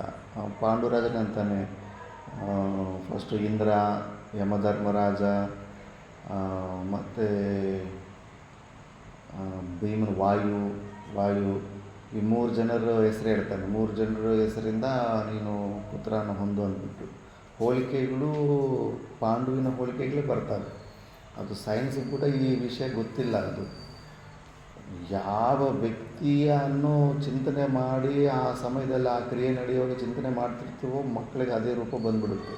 ಕೇವಲ DNA ಅಲ್ಲ, ಅದು ಸೈನ್ಸು ಕೂಡ ಸುಮಾರು ಕ್ವಶನ್ ಮಾರ್ಕ್ ಆಗಿದೆ. ಅದು ಎಷ್ಟೋ ವಿಷಯಗಳಿಗೆ ಇದರಲ್ಲಿ ಬರೋ ಜೆನೆಟಿಕ್ ಟೆಕ್ನಾಲಜಿ ಏನೆಲ್ಲ ಇದೆಯೋ ಇದರಲ್ಲಿ ಮಹಾಭಾರತದಲ್ಲಿ ಇನ್ನೂ ಸೈನ್ಸ್ಗೆ ಇನ್ನೂ ಆ ಕೆಪಾಸಿಟಿ ಬಂದೇ ಇಲ್ಲ. ಇನ್ನು ಮಕ್ಕಳ ಟ್ರಾನ್ಸ್ಪ್ಲಾಂಟೇಷನ್ನು, ಆ ಟೆಸ್ಟ್ ಟ್ಯೂಬ್ ಬೇಬೀಸ್ ಎಲ್ಲ ಬರುತ್ತಲ್ಲ, ಕೌರವರೆಲ್ಲ ಟೆಸ್ಟ್ ಟ್ಯೂಬ್ ಬೇಬೀಸೇ. ಕುಂಡ ಅಂದ್ರೆ ಟೆಸ್ಟ್ ಟ್ಯೂಬೇ. ಆ ಥರ ಟೆಕ್ನಾಲಜಿ, ಆ ಥರ ವೈದ್ಯ ಇನ್ನೂ ನಮ್ಮ ಸೈನ್ಸ್ಗೆ ಇನ್ನೂ ಗೊತ್ತೇ ಇಲ್ಲ. ಆ ಥರ ಎಲ್ಲ ಇತ್ತು ಆವಾಗ. ಇನ್ನು 3 ಜನ ಮಕ್ಕಳು ಆ ಥರ ಹೊಂದ್ಬಿಡ್ತಾರೆ. ನಮ್ಮ ಮಾದ್ರಿ ನನಗೂ ಮಕ್ಕಳು ಬೇಕು ಅಂತ ಕೇಳ್ತಾರೆ. ಆಗ ಕುಂತಿ ಸರಿ ನನಗೆ ಕೊಟ್ಟಿರೋ ಋಷಿಗಳು ಕೊಟ್ಟಿರೋ ಮಂತ್ರ ನಿನಗೂ ಕೊಡ್ತೀನಿ ಅಂತ. ಆ ಮಂತ್ರದಲ್ಲಿ ಏನೋ ಮಿಸ್ಟೇಕ್ ನೆನೆಸ್ಕೊಳ್ಳುವಾಗ ಮಿಸ್ಟೇಕ್ ಆಗಿ ಏನೋ ಅಶ್ವಿನಿ ದೇವತೆಗಳನ್ನ ನೆನೆಸ್ಕೊಂಡ್ಬಿಡ್ತಾರೆ. ಅಶ್ವಿನಿ ದೇವತೆಗಳು ಒಬ್ಬರಲ್ವಲ್ಲ, ಇಬ್ಬರಲ್ಲ. ಅದಕ್ಕೆ ಮಾದರಿಗೆ ಒಂದೇ ಸತಿ ಇಬ್ಬರು ಆಗಿಬಿಡ್ತಾರೆ. ಮತ್ತು ಇನ್ನೂ ಬೇಕಂತ ಕೇಳ್ತಾರೆ, ಬಟ್ ಇಲ್ಲ, ಅದು ಅಷ್ಟೇ ಲಿಮಿಟೇಷನ್ 5 ಮಂತ್ರ ಅಂತ ಇದು ಹೇಳ್ಬಿಡ್ತಾರೆ. ಆ ಥರ ಅವ್ರಿಗೆ ಮಕ್ಕಳಾಗಿರ್ತಾರೆ. ಇನ್ನು ಸರಿ ಅಂತ ಆ ಮಕ್ಕಳನ್ನು ಬೆಳೆಸ್ಕೊಂಡು ಹಂಗೆ ಕಾಡಲ್ಲೇ ಬೆಳೀತಾ ಇರ್ತಾರೆ, ಅಲ್ಲಿ ಇದು ಮಾಡ್ತಾಯಿರ್ತಾರೆ. ಈತ ಅಂತ ಇನ್ನು ವಿರಕ್ತಿ ಬಂದ್ಬಿಟ್ಟು ಜೀವನದ ಮೇಲೆ ತಪಶ್ಚರ್ಯ ಮಾಡ್ತಾಯಿರ್ತಾರೆ. ಒಂದು ದಿವಸ ಮಾದರಿ ಒಂದು ಸೌಂದರ್ಯವನ್ನು ತಡೆಯೋಕ್ಕಾಗದೆ ಆ ಕ್ರಿಯೆಗೆ ಮುಂದಾಗಕ್ಕೆ ಹೋಗ್ಬಿಟ್ಟು ಪ್ರಾಣ ಕಳ್ಕೊಂಡ್ಬಿಡ್ತಾನೆ. ಆವಾಗ ಇನ್ನು ಸಿಕ್ಕಾಪಟ್ಟೆ ಎಲ್ಲರಿಗೂ ದುಃಖ ಆಗುತ್ತೆ. ಅಯ್ಯೋ ಅಂದ್ಬಿಟ್ಟಿದ್ದೀನಿ. ಮಾದರಿಗೆ ಸಿಕ್ಕಾಪಟ್ಟೆ ಪಶ್ಚಾತ್ತಾಪ ಆಗುತ್ತೆ. ನಾನೇ ಅವ್ರನ್ನ ಮೋಹಿತಗೊಳಿಸಿದ್ದೀನಿ, ನನ್ನದೇ ತಪ್ಪು ಅಂದ್ಬಿಟ್ಟು ಸರಿ ಅಂತ ಇನ್ನು ಮಕ್ಕಳನ್ನು ನೋಡ್ಕೊಳ್ಳೋದಕ್ಕೆ ಯಾರೋ ಒಬ್ರು ಇರಬೇಕಲ್ಲ ಅಂತ ಕುಂತಿಗೆ ಚೆನ್ನಾಗಿ ಒಪ್ಪಿಸ್ಬಿಟ್ಟು ನೀನೇನು ಮಕ್ಕಳನ್ನು ನೋಡ್ಕೋಬೇಕು, ನನಗೆ ಅವ್ರು ಇಲ್ಲದೇ ಇರೋ ಜೀವನ ಬೇಡ ಅಂದ್ಬಿಟ್ಟಿದ್ದು. ಅಲ್ಲೇ ಆ ಚಿತಿನಲ್ಲೇ ಮಾದರಿ ಕೂಡ ಕೂತ್ಕೊಂಡ್ಬಿಟ್ಟು ಪಾಂಡುರಾಜ ಶವದ ಜೊತೆನೇ ಆಕೆನೂ ಅಲ್ಲೇ ಭಸ್ಮ ಆಗಿಬಿಡ್ತಾರೆ. ಇನ್ನು ಕುಂತಿ ಆ ಮಕ್ಕಳನ್ನು ಸಾಕುಂತ ಮತ್ತು ಅಲ್ಲಿರೋ ಋಷಿಗಳನ್ನು ಜೊತೆ ಕರ್ಕೊಂಬಂದು ಮತ್ತೆ ಅಲ್ಲಿ ಕರ್ಕೊಂಬರ್ತಾರೆ. ಅದಕ್ಕೆ ಸ್ಟೋರಿ ತುಂಬ ಅಲ್ಲಿ ಡೀಟೇಲಾಗಿ ಬರುತ್ತೆ. ಇಲ್ಲಿ ಸುಮ್ಮನೆ ಕಾಡಿನಲ್ಲಿಯೇ ಸ್ವರ್ಗಸ್ಥನ ಆದನು ಅಂತ ಔಟ್ಲೈನ್ ಹೇಳ್ತಾ ಇದ್ದಾರೆ. ಅವನಿಗೆ 5 ಮಕ್ಕಳಿದ್ದರು. ಆ 5 ಕಾಡಿನಲ್ಲಿಯೇ ಇದ್ದರು. ತಂದೆಯು ದಿವಂಗತನಾದ ನಂತರ ತಾಯಿಯ ಜೊತೆಯಲ್ಲಿ ಅವರೆಲ್ಲರೂ ಹಸ್ತಿನಾಪಟ್ಟಣಕ್ಕೆ ಬಂದರು. ಋಷಿಗಳನ್ನೆಲ್ಲ ಜೊತೆಗಿಟ್ಕೊಂಡು ಬಂದಿರ್ತಾರೆ. ಪ್ರೂಫ್ ಎಲ್ಲ ಬೇಕಲ್ಲ ಈ ಸಮಯದಲ್ಲಿ. ರಾಜಧಾನಿಗೆ ಆಗಮಿಸಿದ ಸ್ವಲ್ಪ ಕಾಲದಲ್ಲಿಯೇ ಅವರು ವೇದಾಂಗ ಪಾರಂಗತರಾದದ್ದಲ್ಲದೆ ಧನುರ್ವಿದ್ಯೆಯಲ್ಲಿಯೂ ನಿಷ್ಣಾತರಾದರು. ಮತ್ತು ಸತ್ವ ಸಂಪನ್ನರಾದ, ವೀರ್ಯವಂತರಾದ, ತೇಜಸ್ವಿಗಳಾದ, ಶ್ರೀಮಂತರಾದ, ಯಶೋವಂತರಾದ ಪಾಂಡವರನ್ನು ಪಟ್ಟಣಿಗರು ಬಹುವಾಗಿ ಪ್ರೀತಿಸುತ್ತಿದ್ದರು. ಅದು ಧೃತರಾಷ್ಟ್ರನ ಮಕ್ಕಳಾದ ದುರ್ಯೋಧನಾದಿಗಳಿಗೆ ಸಹ್ಯವಾಗಲಿಲ್ಲ. ಅವ್ರಿಗೆ ಯಾವಾಗಲೂ ಅಸೂಯೆ ಬುದ್ಧಿ. ಯಾಕಂದರೆ ಅವರು ಗರ್ಭದಲ್ಲಿರುವಾಗ ತಾಯಿದೆ ಗಾಂಧಾರಿದು ಮಿಸ್ಟೇಕ್ ಇರುತ್ತೆ. ಗಾಂಧಾರಿ ಫಸ್ಟು ಗರ್ಭಧಾರಣೆ ಗಾಂಧಾರಿನೇ ಮಾಡಿರ್ತಾಳೆ. ಆದರೆ ಆ ಗರ್ಭ 2 ವರ್ಷ ಆದ್ರೂ ಹೊರಗಡೆ ಬರ್ತಾ ಇರೋದಿಲ್ಲ. ಇಲ್ಲಿ ನೋಡಿದ್ರೆ ಕಾಡಿನಲ್ಲಿ ಕುಂತಿ ಗಾಂಧಾರಿಗಿಂತ ಮುಂಚೆನೇ ಅಲ್ಲಿ ಯುಧಿಷ್ಠಿರನಿಗೆ ಜನ್ಮ ಕೊಟ್ಬಿಟ್ಟಿದಲ್ಲ ಅಂತ ವಾರ್ತೆ ಹೋಗುತ್ತೆ. ಆಗ ಸಿಕ್ಕಾಪಟ್ಟೆ ಅಸೂಯೆಕೊಂಡು ಗಾಂಧಾರಿ ಏನು ಗರ್ಭದಲ್ಲಿರೋ ಪಿಂಡ ಕೆಳಗಡೆ ಬರ್ತಾನಿಲ್ಲ ಅಂದ್ಬಿಟ್ಟಿದ್ರು ಜೋರಾಗಿ ಹೊಟ್ಟೆನ ಗುದ್ದುకుంತಾಳೆ ಕೈಗೆ. ಆ ಥರದಿಂದ ಆವಾಗ ಅದು ಮಾಂಸಪಿಂಡ ಕೆಳಗಡೆ ಬಿದ್ದೋಗುತ್ತೆ. ಬಿದ್ದು 100 ಪೀಸ್ ಆಗುತ್ತೆ. ಅದು 100 ಪೀಸ್ ಆದಾಗ ಮತ್ತು ವ್ಯಾಸ ಭಗವಾನರ ಸ್ಮರಣೆ ಮಾಡ್ತಾಳೆ. ಬಂದ್ಬಿಟ್ಟು ನೀವೇ ವ್ಯಾಸ ಭಗವಾನ್ರೆ, ನೀವೇನೋ ಆಶೀರ್ವಾದ ಮಾಡಿದ್ರೆ ನಮಗೆ 100 ಜನ ಮಕ್ಕಳಾಗ್ತಾರೆ ಅಂತ. ನೋಡಿ ಆ ಇದ್ದ ಒಂದು ಗರ್ಭದ ಪಿಂಡಗಳು ಹಿಂಗೆ ಹೊರಗಡೆ ಬಂದು ಹೋಯಿತು ಅಂದರೆ ಈಗ ನನ್ನ ಮಾತು ಯಾವತ್ತೂ ಸುಳ್ಳು ಆಗೋದಿಲ್ಲ ಅಂದ್ಬಿಟ್ಟಿದ್ದು. ಅದನ್ನೇ ವ್ಯಾಸ ಭಗವಾನರು ಟೆಸ್ಟ್ ಟ್ಯೂಬ್ನಲ್ಲೆಲ್ಲ ಕುಂಡಗಳಲ್ಲಿ ಇಟ್ಬಿಟ್ಟು ಟೆಸ್ಟ್ ಟ್ಯೂಬ್ನಲ್ಲಿ ಆ ಪೀಸ್ಗಳನ್ನೇ ಇಟ್ಟು ಅಲ್ಲಿಟ್ಟಿರ್ತಾರೆ. ಇಟ್ಟು ಇನ್ನು ಆ ಥರ ಅವರು ಬೆಳೀತಾ ಇರ್ತಾರೆ. ಆ ಥರ ಎಲ್ಲ ಸ್ಟೋರಿ ಬರುತ್ತೆ. ಆದ್ದರಿಂದ ಅಸೂಯೆಯಿಂದ ಗರ್ಭದಲ್ಲಿದ್ದಾಗ ಅಸೂಯಿಂದ ಆ ಥರ ಮಾಡಿರ್ತಾಳಲ್ಲ, ಆ ಗುಣಗಳು ಮಕ್ಕಳಿಗೆ ಬಂದುಬಿಡ್ತವೆ. ಗರ್ಭಾವಸ್ಥೆಯಲ್ಲಿದ್ದಾಗ ತುಂಬ ಪ್ರಸನ್ನ ಚಿತ್ತರಾಗಿರಬೇಕು, ತುಂಬ ಒಳ್ಳೆಯ ಸಾತ್ವಿಕ ಸತ್ವಗುಣ ಪ್ರಧಾನವಾಗಿರಬೇಕು. ಆವಾಗ ತಾಯಿ ಏನನ್ನೆಲ್ಲ ತಿಂದಿರ್ತಾರೋ ಮಕ್ಕಳಿಗೆ ಅದು ಫೇವ್ರೇಟು ಫುಡ್ ಆಗಿಬಿಟ್ಟಿರುತ್ತೆ ಗೊತ್ತಿಲ್ದಂಗೆ. ನಾ ಗರ್ಭದಲ್ಲಿದ್ದಾಗ ರಾಗಿ ಮುದ್ದೆ ಸೊಪ್ಪು ಸಾರು ತಿಂದಿದ್ರಂತೆ ಹೆಚ್ಚು. ಅದು ಇದ್ರೇಗನೇ ಈಗಲೂ ಕೂಡ ಏನೋ ವಿಶಿಷ್ಟ ಆಕರ್ಷಣೆ. ಎಷ್ಟು 2-3 ಮುದ್ದೆ ತಿಂತಾಯಿದ್ರು ಕೂಡ ಇನ್ನೂ ತಿನ್ಬೇಕು ಅನ್ನಿಸ್ತಾ ಇರುತ್ತೆ. ಆಶ್ಚರ್ಯ ಅನಿಸುತ್ತೆ, ಅಯ್ಯೋ ಇಷ್ಟೊಂದು ಊಟಗಳಿದೆ, ಆ ಒಂದು ಊಟದ ಮೇಲೇ ಆಸಕ್ತಿ ಯಾಕೆ ಬರುತ್ತೆ ಅಂತ. ಆ ಗರ್ಭದಲ್ಲಿದ್ದಾಗ ಹಂಗೆ ವಾಸನೆಗಳು ಹಂಗೆ ಬರ್ತಾ ಇರ್ತವೆ. ಅದಕ್ಕೆ ಆವಾಗ ಸುತ್ತಮುತ್ತ ಮಾತಾಡೋರು ಮಾತುಗಳು ಎಲ್ಲವೂ ಸತ್ವಗುಣ ಪ್ರಧಾನ ಆಗಿರಬೇಕು. ಈ ಥರ ಅದು ಅವರಿಗೆ, ಅದಕ್ಕೆ ದುರ್ಯೋಧನರ ಅಸೂಯೆ ಬಂದುಬಿಟ್ಟಿರ್ತದೆ DNA-ಯಲ್ಲಿ. ಕ್ರೂರನಾದ ದುರ್ಯೋಧನ, ಕರ್ಣ, ಶಕುನಿ ಇವರು ಪಾಂಡವರನ್ನು ನಿಗ್ರಹಿಸುವ ಅಥವಾ ದೇಶದಿಂದ ಹೊರದೂಡುವ ಸಲುವಾಗಿ ಅನೇಕ ವಿಧವಾದ ಪ್ರಯತ್ನಗಳು ಮಾಡಿದರು. ಕರ್ಣ ಕೂಡ ಅಲ್ಲಿ ಕೌರವರ ಅಶ್ವದಲಾಧಿಪತಿಯಾದ ಅವರೇ ಸಾಕ್ಕೊಂಡಿರ್ತಾರೆ, ರಾಧಾ ಸಾಕ್ಕೊಂಡಿರ್ತಾರೆ. ಆದ್ದರಿಂದ ಅವರು ಕೂಡ ಯುದ್ಧದಲ್ಲಿ ಭಾಗವಹಿಸ್ತಾ ಇದ್ದರಂತೆ ಅವಾಗ, ಅಶ್ವಗಳನ್ನು ಪಾಲನೆ ಮಾಡೋದ್ರಿಂದ. ಅದಕ್ಕೆ ಕರ್ಣನನ್ನು ಕೂಡ ಆ ಗುರುಕುಲದಲ್ಲಿ ಸೇರ್ಕೊಂಡಿರ್ತಾನೆ ಇವ್ರ ಜೊತೆ, ಪಾಂಡವ್ರ ಜೊತೆ. ದುರ್ಯೋಧನನ ಇದು ದ್ರೋಣಾಚಾರ್ಯ ಶಿಷ್ಯನೇ ಫಸ್ಟು ಕರ್ಣ, ಮತ್ತು ಪೋಸ್ಟ್ ಗ್ರ್ಯಾಜುಯೇಷನ್ ಪರಶುರಾಮನ ಹತ್ರ ಹೋಗಿರೋದು. ಸುಮಾರು ಜನಕ್ಕೆ ತೋರಿಸೋದಿಲ್ಲ ಅವ್ರಿಗೆ. ಕರ್ಣನಿಗೆ ಅರ್ಜುನಿಗೆ ಯಾಕೆ ಕೋಪ ಪೂರ್ವ ಜನ್ಮದಿಂದ ಇರುತ್ತೆ, ಶತ್ರು ಒಬ್ಬರು ನೋಡಿದ್ರೆ ಒಬ್ರಿಗೆ ಆಗ್ತಾ ಇರೋದಿಲ್ಲ. ಅರ್ಜುನನ ಮುಂದೆ ಹೋಗೋದನ್ನು ನೋಡಿ ನೋಡಿ ಕರ್ಣ ವಿಪರೀತವಾಗಿ ದ್ವೇಷ ಬೆಳೆಸ್ಕೊಂಡಿರ್ತಾನೆ. ಎಲ್ಲವೂ ಸಿನಿಮಾಗಳಲ್ಲಿ ಸಿರಿಗಳಲ್ಲಿ ಹೆಚ್ಚು ಒಳ್ಳೆಯ ಗುಣಗಳು ತೋರ್ಸೋಕ್ಕೆ ಹೋಗ್ತಾರೆ ಕರ್ಣ. ಬಟ್ ಇಲ್ಲ, ಮಹಾಭಾರತ ಹೋದರೆ ಗೊತ್ತಾಗುತ್ತೆ ಕರ್ಣನಲ್ಲಿ ಕೂಡ ಅವನು ದಾನ ಧರ್ಮ ಮಾಡೋದು ಒಳ್ಳೆಯ ಗುಣ ಇದ್ದರೂ ಕೂಡ ಅವನು ಕೂಡ ಅರ್ಜುನನ ವಿಷಯ ಬಂದಾಗ ಸಿಕ್ಕಾಪಟ್ಟೆ ಅಸೂಯೆ ಇತ್ತು. ಎಷ್ಟೋ ಸತಿ ಅಧರ್ಮ ಪಾಲನೆಯಲ್ಲಿ ಮೇಯ್ನ್ ರೋಲ್ ವಹಿಸಿರ್ತಾನೆ. ದ್ರೌಪದಿ ವಸ್ತ್ರಾಭರಣ ಮಾಡುವಾಗ ಸುಮ್ಮನೆ ಇನ್ನೂ ಜಾಸ್ತಿ ಪ್ರೇರಣೆ ಕೊಡ್ತಾ ಇರ್ತಾನೆ. ದುಶ್ಯಾಸನಿಗೆ ಹೇಳೋದು ಅವನೇ ಕರ್ಣ, ಹೋಗಿ ಹೇಳ್ಕೊಂಬ ನೀನು ದ್ರೌಪದಿನ ಅಂದ್ಬಿಟ್ಟು. ಆದ್ದರಿಂದ ಕರ್ಣ ಕೂಡ ಸಣ್ಣ ವಯಸ್ಸಿನಿಂದನೇ ಕೌರವ್ರ ಜೊತೆ ಆವಾಗಲೇ ಸ್ನೇಹ ಮಾಡಿಕೊಂಡು ಪಾಂಡವರಿಗೆ ವಿರುದ್ಧವಾಗೇ ಇರ್ತಾನೆ ಕರ್ಣ, ಸಣ್ಣ ವಯಸ್ಸಿನಿಂದನೇ. ಆ ಥರ ಇವರೆಲ್ಲ ಒಟ್ಟಾಗಿಬಿಟ್ಟು ಪಾಂಡವರನ್ನು ನಿಗ್ರಹಿಸುವ ಅಥವಾ ದೇಶದಿಂದ ಹೊರದೂಡುವ ಸಲುವಾಗಿ ಅನೇಕ ವಿಧವಾದ ಪ್ರಯತ್ನಗಳು ಮಾಡ್ತಾನೇ ಇರ್ತಾರೆ ಸಣ್ಣ ವಯಸ್ಸಿನಿಂದ. ದುರ್ಯೋಧನನು ಭಾರತ ಸಾಮ್ರಾಜ್ಯಕ್ಕೆ ತಾನೇ ಏಕಚಕ್ರಾಧಿಪತಿಯಾಗಿ ಉಳಿಯಬೇಕೆಂಬ ದುರಾಸೆಯಿಂದ ಕುಮತಿಯಾದ ಶಕುನಿಯ ಸಲಹೆಯಂತೆ ನಾನಾ ವಿಧವಾದ ಉಪಾಯಗಳಿಂದ ಪಾಂಡವರನ್ನು ಪೀಡಿಸತೊಡಗಿದನು. ಅವನೇ ಆ ಮೋಹ ಇರುತ್ತೆ, ಅದು ಪೆತ್ತನದ ಮೇಲೆ ಮೋಹ, ಆ ಪದವಿ ಮೇಲೆ ಇರೋ ಮೋಹ ಏನು ಬೇಕಾದರೂ ಮಾಡೋದಕ್ಕೆ ಅದು ಹಿಂದೋಗೋದಿಲ್ಲ. ಆ ಕುರ್ಸಿಗೆ ಯಾರೇ ಆಗಲಿ, ನಾಯಕರೇ ಆಗಲಿ, ಯಾರೇ ಆಗಲಿ, ಅವ್ರಿಗೆ ಸಿಕ್ಕಿರೋ ಪೋಸ್ಟು ಪದವಿಯನ್ನು ಕಾಪಾಡಿಕೊಳ್ಳೋದಕ್ಕೆ ಯಾವ ಮಟ್ಟಕ್ಕೆ ಬೇಕಾದರೂ ಹೊಟ್ಟೋಗ್ಬಿಡ್ತಾರೆ. ಅದು ಆ ದುರ್ಯೋಧನ ಅಷ್ಟೇ. ಈಗ ಹೆಂಗೂ ಅವ್ರ ತಂದೆ ಪಾಂಡು ಹೋದ್ಮೇಲೆ ಸಿಂಹಾಸನದ ಮೇಲೆ ಕೂತಿದ್ದಾನೆ ಧೃತರಾಷ್ಟ್ರ ಹೋದ್ಮೇಲೆ ನನಗೆ ಸಿಗಬೇಕು ಅಂತ ಇದ್ದಾನೆ. ಆದರೆ ಯುಧಿಷ್ಠಿರ ದೊಡ್ಡ ಮಗ ಅಂತ ಗೊತ್ತು. ಮೇಯ್ನು ಯುಧಿಷ್ಠಿರನಿಗೆ ಭೀಮ ಮತ್ತು ಅರ್ಜುನ ಇವರೇ ಮೇಯ್ನು ಬಲ. ಯಾಕಂದರೆ ಭೀಮನು ಸಣ್ಣ ವಯಸ್ಸಿನಿಂದ ಯಾವುದೇ ಆಟ ಆಡಲಿ, ಗೇಮ್ಸ್ ಇರ್ತಾವಲ್ಲ ಸಣ್ಣ ಮಕ್ಕಳದು, ಎಲ್ಲ ಗೇಮ್ಸ್ ಗೆದ್ದುಬಿಡ್ತಾ ಇರ್ತಾನೆ. ಒಂದು ಗೇಮಲ್ಲಿ ಕೂಡ ಇನ್ನೊಬ್ಬರಿಗೆ ಗೆಲ್ಲೋದಕ್ಕೆ ಅವಕಾಶ ಇಲ್ಲ. ಮತ್ತು ಪರ್ಸ್ನಾಲಿಟಿ ಹಂಗಿರುತ್ತೆ ಅವನದು. ಆಗ್ಲಿಂದನೇ ದುರ್ಯೋಧನಿಗೆ ಭೀಮನ ಮೇಲೆ ಜಾಸ್ತಿ ಭಯಂಕರವಾಗಿ ದ್ವೇಷ. ಇವನು ಅರ್ಜುನ ಇವರಿಬ್ಬರು ಹೋಗ್ಬಿಟ್ರೆ ಯುಧಿಷ್ಠಿರ ಏನು ಮಾಡೋದಕ್ಕಾಗೋದಿಲ್ಲ ಅಂತ ಅವನಿಗೆ ಗೊತ್ತಿರುತ್ತೆ. ಹೆಚ್ಚು ಅವನಿಗೆ ಭೀಮನ ಮೇಲೆ ಭಯಂಕರವಾಗಿ ದ್ವೇಷ ಇಟ್ಕೊಂಡಿರ್ತಾನೆ. ಆದ್ದರಿಂದ ಅವರೆಲ್ಲ ಪ್ರಯತ್ನ ಮಾಡ್ತಾ ಇರ್ತಾರೆ. ಒಮ್ಮೆ ಆ ಪಾಪಿಯು ಭೀಮನಿಗೆ ಅನ್ನದಲ್ಲಿ ವಿಷವನ್ನು ಸೇರಿಸಿಕೊಟ್ಟನು. ಆದರೆ ವೀರನಾದ ವೃಕೋದರನು ಅನ್ನದೊಡನೆ ವಿಷವನ್ನು ತಿಂದು ಅರಗಿಸಿಕೊಂಡನು. ಅವನಿಗೆ ಹೆಸರು ವೃಕೋದರ, ವೂಲ್ಫ್, ಗುಳ್ಳೆ ನರಿ ಇರುವಂಥ ಹೊಟ್ಟೆ. ಅದಕ್ಕೆ ಎಷ್ಟು ತಿಂದರೂ ಕೂಡ ನರಿಗೆ ಜಠರಾಗ್ನಿ ಭಯಂಕರವಾಗಿ ಸ್ಟ್ರಾಂಗ್ ಆಗಿರುತ್ತೆ, ಮತ್ತೆ ಹಸಿವಾಗ್ತಾ ಇರುತ್ತೆ. ಅಷ್ಟು ಆ ಥರ ಹೊಟ್ಟೆ ಇರೋ ಅಂಥವನು. ಭೀಮನಿಗೆ ಹೊಟ್ಟೆ ತಿಂದರೆ ಮುಂದೆ ಬರ್ತಿರ್ಲಿಲ್ಲ, ಹಿಂದುಗಡೆ ಕೆಲವರು ತೋಕ ಕೊಡುಕು ಅಂತಾರೆ ತೆಲುಗುನಲ್ಲಿ. ಹೊಟ್ಟೆ ಎಷ್ಟು ತಿಂದರೂ ಕೂಡ ಮುಂದೆ ಬರೋದಿಲ್ಲ, ಒಳಗಡೆನೇ ಬ್ಯಾಕ್ ಸೈಡ್ಗಿರುತ್ತೆ. ಕೆಲವರು ಸ್ವಲ್ಪ ತಿಂದರೂ ಕೂಡ ಹೊಟ್ಟೆ ಮುಂದ್ಗಡೆ ಹಿಂಗೆ ಬಂದುಬಿಟ್ಟಿರುತ್ತೆ. ಆ ಥರ ಅದನ್ನು ವೃಕೋದರ ಅಂತಾರೆ. ಅವ್ರಿಗೆ ಜಠರಾಗ್ನಿ ಭಯಂಕರವಾಗಿ ತೇಜ ಇರುತ್ತೆ.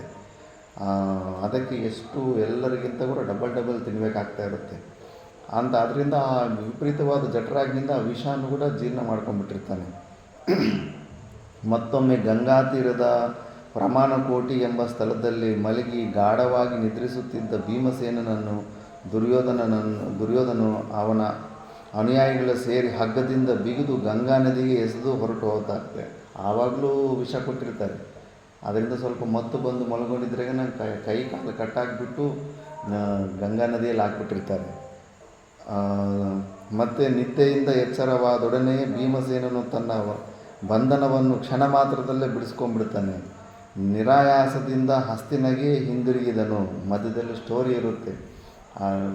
ಗಂಗಾ ನದಿಯಲ್ಲಿ ಹಾಕ್ಬಿಟ್ಟಿದ್ರೆ ಕೆಳಗಡೆ ಬಂದ್ಬಿಟ್ಟು ಹಾವುಗಳು ಕಚ್ತವೆ. ಹಾವುಗಳು ಕಚ್ಚಿದ್ರೆ ಒಂದು ಟ್ರೀಟ್ಮೆಂಟ್ ಇರುತ್ತೆ. ವಿಷಕ್ಕೆ ವಿಷಾನೇ ಟ್ರೀಟ್ಮೆಂಟು. ಆಲ್ರೆಡಿ ಇವರು ಅನ್ನದಲ್ಲಿ ಹಾಕಿ ತಿನ್ನಿಸಿರೋ ವಿಷಕ್ಕೆ ಹಾವು ಕಚ್ಚಿದ್ದಕ್ಕೆ ಅವನಿಗೆ ಇನ್ನೂ ಸ್ಪೃಹೆ ಬಂದುಬಿಡುತ್ತೆ. ಮತ್ತಲ್ಲಿರೋ ಸ್ಪೃಹೆ ಬಂದುಬಿಟ್ಟಿದ್ದನ್ನು ಆವಾಗ ಆ ಕೈ ಕಾಲುಗಳು ಕಟ್ಟಿರೋ ಬಂಧನೆಲ್ಲ ಕಟ್ ಮಾಡ್ಕೊಂಡ್ಬಿಡ್ತಾನೆ. ಆದರೂ ಕೂಡ ಹಾವುಗಳು ಬಲವಂತವಾಗಿ ಎಳ್ಕೊಂಡು ಹೋಗ್ತಾವೆ ಒಳಗಡೆಗೆ ನಾಗಲೋಕಕ್ಕೆ ಎಳ್ಕೊಂಡು ಹೋದ್ರಾಗ ಅಲ್ಲಿ ಆ ಹಾವುಗಳನ್ನು ಇಟ್ಕೊಂಡು ಆ ಕಡೆ ಈ ಕಡೆ ಎಸ್ದು ಬಿಸಾಕ್ತಾ ಇರ್ತಾನೆ. ಯಾರೇನು ಪರಾಕ್ರಮಿ ಹುಡುಗ ಇವನು ಬಲವಂತವಾದ ನಮ್ಮ ಹಾವುಗಳನ್ನೇ ಹಿಂಗೆ ಇಟ್ಕೊಂಡು ಎಸ್ದು ಬಿಸಾಕ್ತದೆ ಅಂತ ಯಾರೋ ಒಬ್ಬ ವೃದ್ಧ ಇರ್ತಾನೆ. ಅವನ ಹೆಸರು ಬರುತ್ತೆ. ಆ ವೃದ್ಧನಿಗೂ ಈ ಕೌರವ ವಂಶದವ್ರಿಗೂ ಒಂದು ಲಿಂಕ್ ಇರುತ್ತೆ, ಸಂಬಂಧ ಇರುತ್ತೆ. ಭೀಮನಿಗೆ ಹಿಂಗೆ ಮುತ್ತಾತ ಹಂಗಾಗಿರ್ತಾನೆ. ಏನೋ ವರ್ಷೆ ಬರುತ್ತೆ. ಓಹೋ ಹೌದಾ, ಇವನು ನಮ್ಮ ಪುತ್ರನೇ, ನಮ್ಮ ವಂಶದವನೇ ಅಂದ್ಬಿಟ್ಟಿದ್ದನು. ಅಲ್ಲೆಲ್ಲ ಸತ್ಕಾರ ಮಾಡಿಬಿಟ್ಟಿದ್ದನು. ಆ ನಾಗಲೋಕದಿಂದ ಮತ್ತೆ ಅವರೆಲ್ಲ ಮೇಲ್ಗಡೆ ಕರೆಸ್ತಾರೆ. ಆದ್ದರಿಂದ ಮತ್ತೆ ಅವನು ಹಸ್ತಿನಗೆ ಹಿಂದಿರುಗಿ ಬಂದುಬಿಡ್ತಾನೆ. ಇಷ್ಟೆಲ್ಲ ಮಾಡಿದ್ರೂ ಕೂಡ ಮತ್ತೊಮ್ಮೆ ದುರ್ಯೋಧನನು ಮಲಗಿ ನಿದ್ರಿಸುತ್ತಿದ್ದ ಭೀಮಸೇನನನ್ನು ಉಗ್ರವಾದ ವಿಷಸರ್ಪಗಳಿಂದ ಕಚ್ಚಿಸಿದನು. ಆ ಸರ್ಪಗಳು ಭೀಮನ ಸರ್ವಾಂಗಗಳನ್ನು ಕಚ್ಚಿದರೂ ಶತ್ರು ಸಂಹಾರಕನಾದ ಭೀಮಸೇನನು ಸಾಯಲಿಲ್ಲ. ಪಾಂಡವರಿಗೆ ದುರ್ಯೋಧನನು ನಾನಾ ರೀತಿಯಲ್ಲಿ ಕೊಡುತ್ತಿದ್ದ ಹಿಂಸೆಗಳನ್ನೆಲ್ಲವನ್ನೂ ಮೇಧಾವಿಯಾದ ವಿದುರನು ತಿಳಿದುಕೊಂಡು ಪಾಂಡವರನ್ನು ಅಪಾಯದಿಂದ ತಪ್ಪಿಸಲು ಸರ್ವದಾ ಜಾಗರೂಕನಾಗಿರುತ್ತಿದ್ದನು. ವಿದುರನಿಂದನೇ ಎಷ್ಟೋ ಸತಿ ಎಸ್ಕೇಪ್ ಆಗಿಬಿಟ್ಟಿರ್ತಾರೆ. ಆದರೂ ಕೂಡ ದೈವಶಕ್ತಿನ ಅವ್ರನ್ನ ಕಾಪಾಡ್ತಾ ಇರುತ್ತೆ. ಮುಂಚೆನೇ ಎಲ್ಲ ಡಿಸೈಡ್ ಆಗಿಬಿಟ್ಟಿರುತ್ತೆ. ಆದರೂ ಕೂಡ ಸ್ಟೋರಿ ಪ್ರಕಾರದಲ್ಲಿ ವಿದುರ ಸುಮಾರು ಸತಿ ಅವ್ರಿಗೆ ಸಹಾಯ ಮಾಡ್ತಾ ಇರ್ತಾನೆ. ಸ್ವರ್ಗದಲ್ಲಿರುವ ಇಂದ್ರನು ಯಾವ ರೀತಿಯಲ್ಲಿ ಭೂಲೋಕದ ಜನರಿಗೆ ಮಳೆ ಬೆಳೆಗಳನ್ನು ಕಾಲಕ್ಕೆ ಅನುಗ್ರಹ ಮಾಡುವುದರ ಮೂಲಕ ಸುಖವನ್ನುಂಟು ಮಾಡುವನೋ, ಅಂತೆಯೇ ಶತ್ರು ಪಕ್ಷದಲ್ಲಿದ್ದ ವಿದುರನು ಪಾಂಡವರಿಗೆ ಸುಖವನ್ನುಂಟು ಮಾಡುತ್ತಿದ್ದನು. ಆ ಕೌರವ್ರ ಕಡೆ ಇದ್ದರೂ ಕೂಡ ಪಾಂಡವರ ಸೇಫ್ಟಿನೇ ನೋಡ್ಕೊತಾ ಇದ್ದ. ಅವರ ಯೋಗಕ್ಷೇಮಗಳಲ್ಲಿಯೇ ಸರ್ವದಾ ನಿರತನಾಗಿರುತ್ತಿದ್ದನು. ಅವರಿಗೆ ಶಕುನಿ ಕೂಡ ಭಯಂಕರ ಕುತಂತ್ರ ಆಗಿರ್ತಾನೆ. ಅವನೇನು ಕೌರವರು ಉದ್ಧಾರ ಆಗಬೇಕಂತ ಮಾಡ್ತಾ ಇರೋದಿಲ್ಲ. ಈ ಭೀಷ್ಮನ ಮೇಲೆ ಕೋಪ ಇರುತ್ತೆ. ಅವನು ಗಾಂಧಾರಿಯನ್ನು ಬಲವಂತವಾಗಿ ಗೆದ್ದು ಎತ್ಕೊಂಡ್ಬಂದ್ಬಿಟ್ಟಿರ್ತಾನೆ. ಎತ್ಕೊಂಬಂದ್ಬಿಟ್ಟು ಧೃತರಾಷ್ಟ್ರನಿಗೆ ಕುರುಡನಿಗೆ ಕೊಟ್ಟು ಮದುವೆ ಮಾಡಿಬಿಡ್ತಾನೆ. ಅಲ್ಲಿ ಅದರಿಂದ ಅಲ್ಲಿ ಆಫ್ಘಾನಿಸ್ತಾನದಲ್ಲಿ ಇರುತ್ತೆ ಗಾಂಧಾರ ದೇಶ. ಅಲ್ಲಿ ಅವ್ರಿಗೆಲ್ಲ ವಂಶದವ್ರನ್ನ ಎಲ್ಲ ಜೈಲಿಗೆ ಹಾಕಿರ್ತಾನೆ ಭೀಷ್ಮ ಕೂಡ ಈ ವಿಷಯದಲ್ಲಿ ಸ್ವಲ್ಪ ತುಂಬ ಒಂದು ಕ್ರೂರತೆ ಕಾಣಿಸುತ್ತೆ. ಅವಾಗಿನ್ನೂ ಜ್ಞಾನ ಆಗಿಲ್ವೋ ಏನೋ ಗೊತ್ತಿಲ್ಲ. ಹೆಂಗೂ ಗಾಂಧಾರ ದೇಶದವ್ರನ್ನೆಲ್ಲ ಹಂಗೆ ಸೋಲಿಸಿದಾನೇನೋ ಸರಿ, ಅವನ್ನೆಲ್ಲ ಜೈಲಿಗೆ ಹಾಕ್ಬಿಟ್ಟಿರ್ತಾನೆ. ಜೈಲಿಗೆ ಹಾಕ್ಬಿಟ್ಟು ಅಷ್ಟು ಜನಕ್ಕೆ ಒಂದೇ ಇಡೀ ಅನ್ನ ಹಾಕ್ತಾ ಇರ್ತಾನೆ. ಒಂದೊಂದು ತುತ್ತೆ ಒಬ್ಬೊಬ್ಬರು ಸಿಗ್ತಾ ಇರುತ್ತೆ. ಅಷ್ಟು ಕಠಿಣವಾದ ಪರೀಕ್ಷೆ ಎಲ್ಲ ಮಾಡಿರ್ತಾನೆ ಭೀಷ್ಮ. ಮತ್ತು ಅವರೆಲ್ಲರೂ ಜೈಲಲ್ಲಿದ್ದವರು ಯೋಚನೆ ಮಾಡ್ತಾರೆ, ಎಲ್ಲ ನಾವು ಒಂದಡಿ ಅನ್ನ ಒಂದೊಂದು ಕಾಳು ತಿಂದರೆ ಯಾರೂ ಬದುಕೋದಿಲ್ಲ, ನಾವೆಲ್ಲರೂ ಸೇರಿ ಒಬ್ಬ ನಮ್ಮಲ್ಲಿ ಬುದ್ಧಿವಂತನ ಒಬ್ಬನ್ನ ಬದುಕಿಸಬೇಕು, ಅವನು ಹೊರಗಡೆ ಹೋಗಿ ನಮ್ಮೆಲ್ಲರ ಸೇಡು ತೀರಿಸ್ಕೋಬೇಕು ಅಂದ್ಬಿಟ್ಟು ಶಕುನಿ ನೋಡ್ತಾನೆ, ಬುದ್ಧಿವಂತ ಆಗಿರ್ತಾನೆ. ಎಲ್ಲರೂ ಕೊಡೋ ಒಂದೊಂದು ಅಕ್ಕಿ ದಾನ ಏನಿರುತ್ತೆ ಅದನ್ನೆಲ್ಲ ಅವನು ಕೊಟ್ಟುಬಿಟ್ಟು ಅವನ ಪ್ರಾಣನ ಉಳಿಸ್ಬಿಡ್ತಾನೆ. ಉಳಿಸ್ಬಿಟ್ರೆ ಅವ್ರ ಶಕುನಿ ಅವ್ರ ತಂದೆದೇ ಮೂಲೆ ಸತ್ತ ಮೇಲೆ ಆ ಮೂಲೆಯಿಂದನೇ ಆ ಡೈಸ್ ಮಾಡಬೇಕು ಅಂತ ಹೇಳಿರ್ತಾನೆ. ನೀನು ಹೆಂಗೆ ಹೇಳ್ತೀಯೋ ಅದೇ ನಂಬರ್ ಬಿಡುತ್ತೆ, ನಿನ್ನ ಮನಸ್ಸಿಗೆ ಅನುಕೂಲವಾಗಿ ನಂಬರ್ ಬೀಳುತ್ತೆ ಅಂದ್ಬಿಟ್ಟು ಮಾಯಾವಿ ಆಗಿರುತ್ತೆ ಅದು. ಆ ಥರ ಹೇಳಿಬಿಟ್ಟು ಶಕುನಿ ಕೌರವರಿಗೆ ಸಪೋರ್ಟ್ ಮಾಡೋ ಥರ ಇದ್ದು ಇಡೀ ವಂಶವನ್ನೇ ಕಂಪ್ಲೀಟು ಕುರು ವಂಶವನ್ನೇ ನಾಶ ಮಾಡಬೇಕನ್ನೋ ಉದ್ದೇಶ ಇರುತ್ತೆ. ಇದು ನಕುಲನಿಗೆ ಗೊತ್ತಿರುತ್ತೆ. ನಕುಲನ ತಂದೆ ಪಾಂಡು ಕೂಡ ಮಕ್ಕಳಿಗೆ ಪ್ರಾಣ ಹೋಗುವಾಗ ನನ್ನ ಶರೀರನ 5 ಭಾಗಗಳು ಮಾಡಿಕೊಂಡು ತಿಂದುಬಿಡಿ ಅಂತ ಹೇಳಿರ್ತಾನೆ. ಯಾಕಂದರೆ ಈಗ ಅದು ತಿಂದಿದ್ದರೆ ಅವ್ರಿಗೆ ತ್ರಿಕಾಲ ಜ್ಞಾನ ಬರ್ತಾಯಿತ್ತು. ಬಟ್ ಯಾರು ಮಿಕ್ಕಿದವ್ರು ಯಾರು ತಿನ್ನೋದಿಲ್ಲ. ಯಾರು ತಿಂತಾರೆ? ಸ್ವಂತ ತಂದೆಯನ್ನು ತಿನ್ನೋದಕ್ಕಾಗುತ್ತೆ. ನಕುಲ ಒಂದು ಹೆಬ್ಬೆಟ್ಟು ಕಾಲಿನ ಹೆಬ್ಬೆರಳು ತಿಂದುಬಿಟ್ಟಿರ್ತಾನೆ. ತಿಂದುಬಿಟ್ರೆ ನಕುಲನಿಗೆ ವಿಪರೀತವಾಗಿ ಎಲ್ಲ ಗೊತ್ತಾಗ್ಬಿಟ್ಟು ಫಸ್ಟ್ ಹೋಗ್ಬಿಟ್ಟಿದ್ದು ಕೃಷ್ಣನಿಗೆ ಶಾಪ ಇಡ್ತಾನೆ. ನಮ್ಮ ಪಾಂಡವರಲ್ಲಿ ಯಾರು ಒಬ್ಬರ ತಲೆ ಹೊಡೆದ್ರು ನಿನ್ನ ತಲೆ 1000 ಪೀಸ್ ಆಗಿಬಿಡುತ್ತೆ ಅಂದ್ಬಿಟ್ಟು. ಯಾಕಂದ್ರೆ ಗೊತ್ತಾಗ್ಬಿಡುತ್ತೆ ಕೃಷ್ಣನ ಕೈಯಲ್ಲೇ ಆಟ ಇದೆ. ಮಹಾಭಾರತ ಯುದ್ಧ ಒಂದು ರಚನೆ ಮಾಡೋಕ್ಕೆ ಸ್ಟಾರ್ಟ್ ಆಗ್ತಾ ಇದ್ದಾನೆ. ಕೃಷ್ಣ ಯಾವ ಕಡೆ ಇದ್ದರೆ ಅದೇ ಗೆಲ್ಲುತ್ತೆ ಅಂತ ಗೊತ್ಬಿಟ್ಟು ಕೃಷ್ಣನಿಗೆ ಫಸ್ಟ್ ಲಾಕ್ ಮಾಡಿಬಿಡ್ತಾನೆ. ಕೃಷ್ಣನ್ ಕೂಡ ಅಷ್ಟೇ, ನಿನಗೆ ತ್ರಿಕಾಲ ಜ್ಞಾನ ಇದೆ ಅನ್ನೋ ವಿಷಯ ನಾನು ಯಾರಿಗಾದರೂ ಹೇಳಿದ್ರೆ ನಿನ್ನ ತಲೆ ಕೂಡ 1000 ಪೀಸ್ ಆಗಿಬಿಡುತ್ತೆ ಅಂತ ಹಾಕ್ಬಿಟ್ಟಿರ್ತಾನೆ. ಅದಕ್ಕೆ ನಕುಲಗೆ ಎಲ್ಲ ಗೊತ್ತಾಗ್ತಾ ಇರುತ್ತೆ. ಬಟ್ ಯಾರಿಗೂ ಏನು ಹೇಳೋದಕ್ಕಾಗೋದಿಲ್ಲ. ಎಲ್ಲ ಭವಿಷ್ಯದಲ್ಲಿ ನಡೆಯೋದು, ಇದು ಮುಂದೆ ಏನಾಗೋದು ಅದೆಲ್ಲ ಗೊತ್ತಾಗ್ತಾ ಇರುತ್ತೆ. ಲಾಸ್ಟಲ್ಲಿ ಶಕುನಿಯನ್ನು ನಕುಲನೇ ಸಾಯಿಸೋದು. ಬಡ್ಡಿ ಮಗನೇ, ನನಗೆಲ್ಲ ಸ್ಟಾರ್ಟಿಂಗಿಂದನೇ ಗೊತ್ತಾಗ್ತಾಯಿತ್ತು, ನಿನ್ನಿಂದನೇ ಎಲ್ಲ ಸ್ಟಾರ್ಟ್ ಆಗಿದ್ದು. ಇವರು ಸುಮ್ಮನೆ ಅನ್ಕೊತಾ ಇದ್ದಾರೆ. ಮೂಲ ಕಾರಣ ನಮ್ಮ ವಂಶದ ನಾಶಕ್ಕೆ ಮೂಲ ಕಾರಣ ನೀನು ಭೀಷ್ಮ ಪಿತಾಮಹ ಅವ್ರ ಮೇಲೆ ಸಿಡಿದ್ರೆ ಅವರೊಬ್ಬರನ್ನ ಮಾತ್ರ ನೀನು ಸಾಯಿಸ್ಕೋಬೇಕು, ಸೇಡು ತೀರಿಸ್ಕೋಬೇಕಾಗಿತ್ತಲ್ಲ. ಇಡೀ ವಂಶದ ಮೇಲೆ ಯಾಕೆ ಸೇಡು ತೀರಿಸ್ಕೊತೀಯ? ಎಷ್ಟು ಪಾಪಿಯಾಗಿದೆ ನಿನ್ನ ಭಾವ ಇದ್ದರೆ ಅಲ್ಲ ಕೌರವ್ರು. ನಾವೆಲ್ಲ ಸಂಬಂಧಿಗಳಾದವ್ರಿಗೆ ಮಾಮ ಅಳಿಯರಿಗೆ ಎಂಥ ಸಂಬಂಧ ಇರುತ್ತೆ. ಮಾತುಲ ಅಂತಾರೆ, ತಾಯಿಗೆ ಸಮಾನ ಅಂತಾರೆ. ಮಾಮನಿಗೂ ಅವ್ರಿಗಿರೋ ಸಂಬಂಧ ಹಂಗಿರುತ್ತೆ, ಅಷ್ಟು ಸ್ಟ್ರಾಂಗ್ ಆಗಿರುತ್ತೆ. ತಾಯಿಗಿಂತ ಹೆಚ್ಚು ಅಂತಾರೆ. ಅಂಥ ಪ್ರೀತಿ ತೋರಿಸೋ ಜಾಗದಲ್ಲಿ ನೀನು ವಂಶನೇ ನಾಶ ಮಾಡಬೇಕಂದ್ಬಿಟ್ಟು ಲಾಸ್ಟಲ್ಲಿ ಅದಕ್ಕೆ ನಕುಲನೇ ಸಾಯಿಸ್ತಾನೆ. ಈ ಥರ ಎಲ್ಲ ಸ್ಟೋರಿ ಇರುತ್ತೆ ಅದು. ಮತ್ತು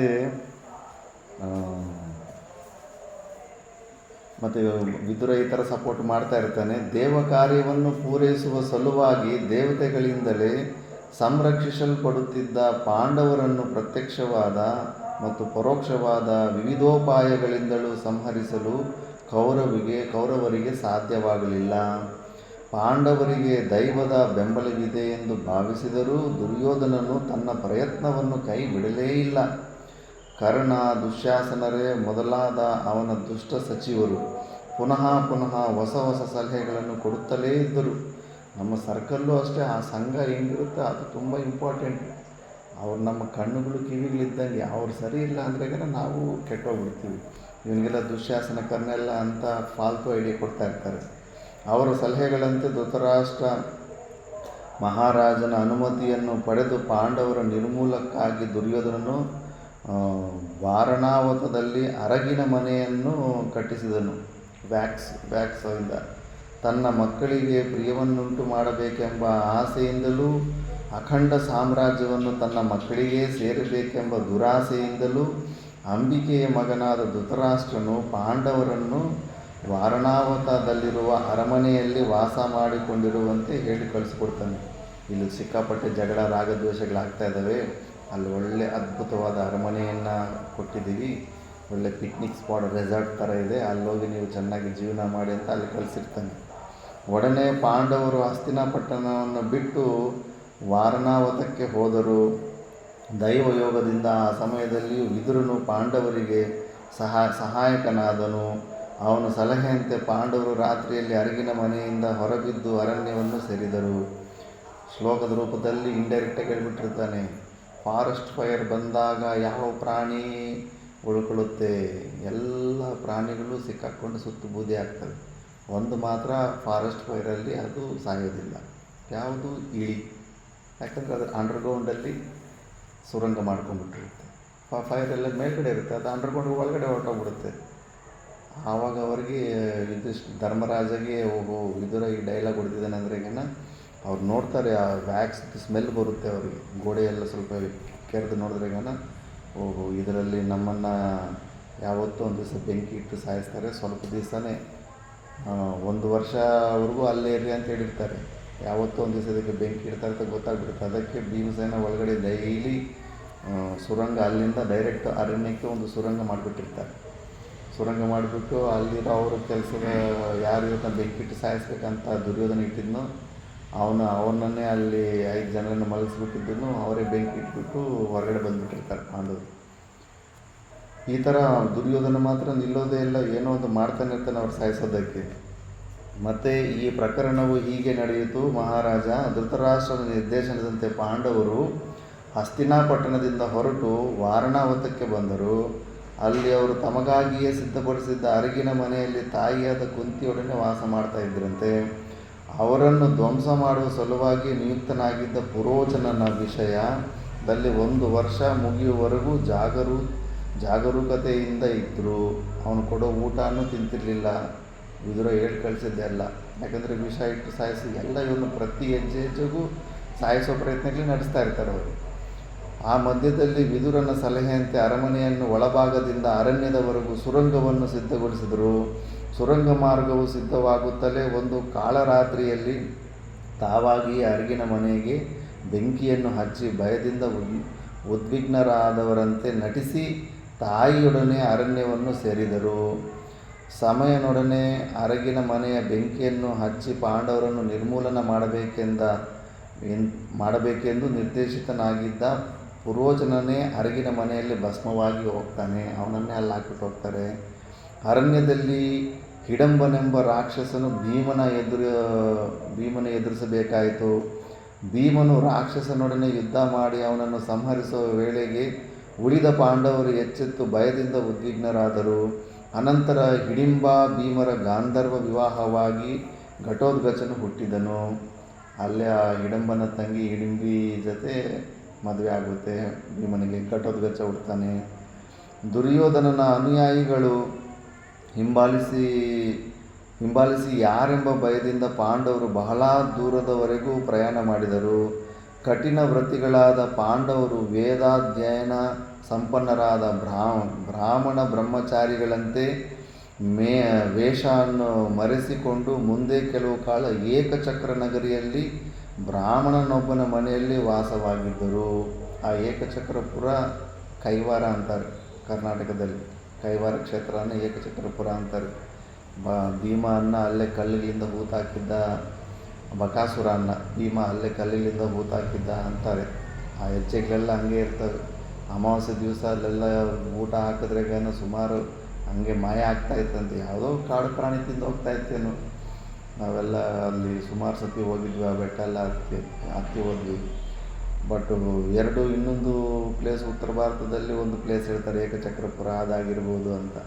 ಬಟ್ ದಕ್ಷಿಣ ಭಾರತದಲ್ಲಿ ಇದು ತುಂಬ ಪ್ರಾಮಾಣಿಕವಾಗಿ, ಯಾಕಂದರೆ ಅಲ್ಲಿ ಅಮರನಾರಾಯಣ ಮಂದಿರ ಇದೆ.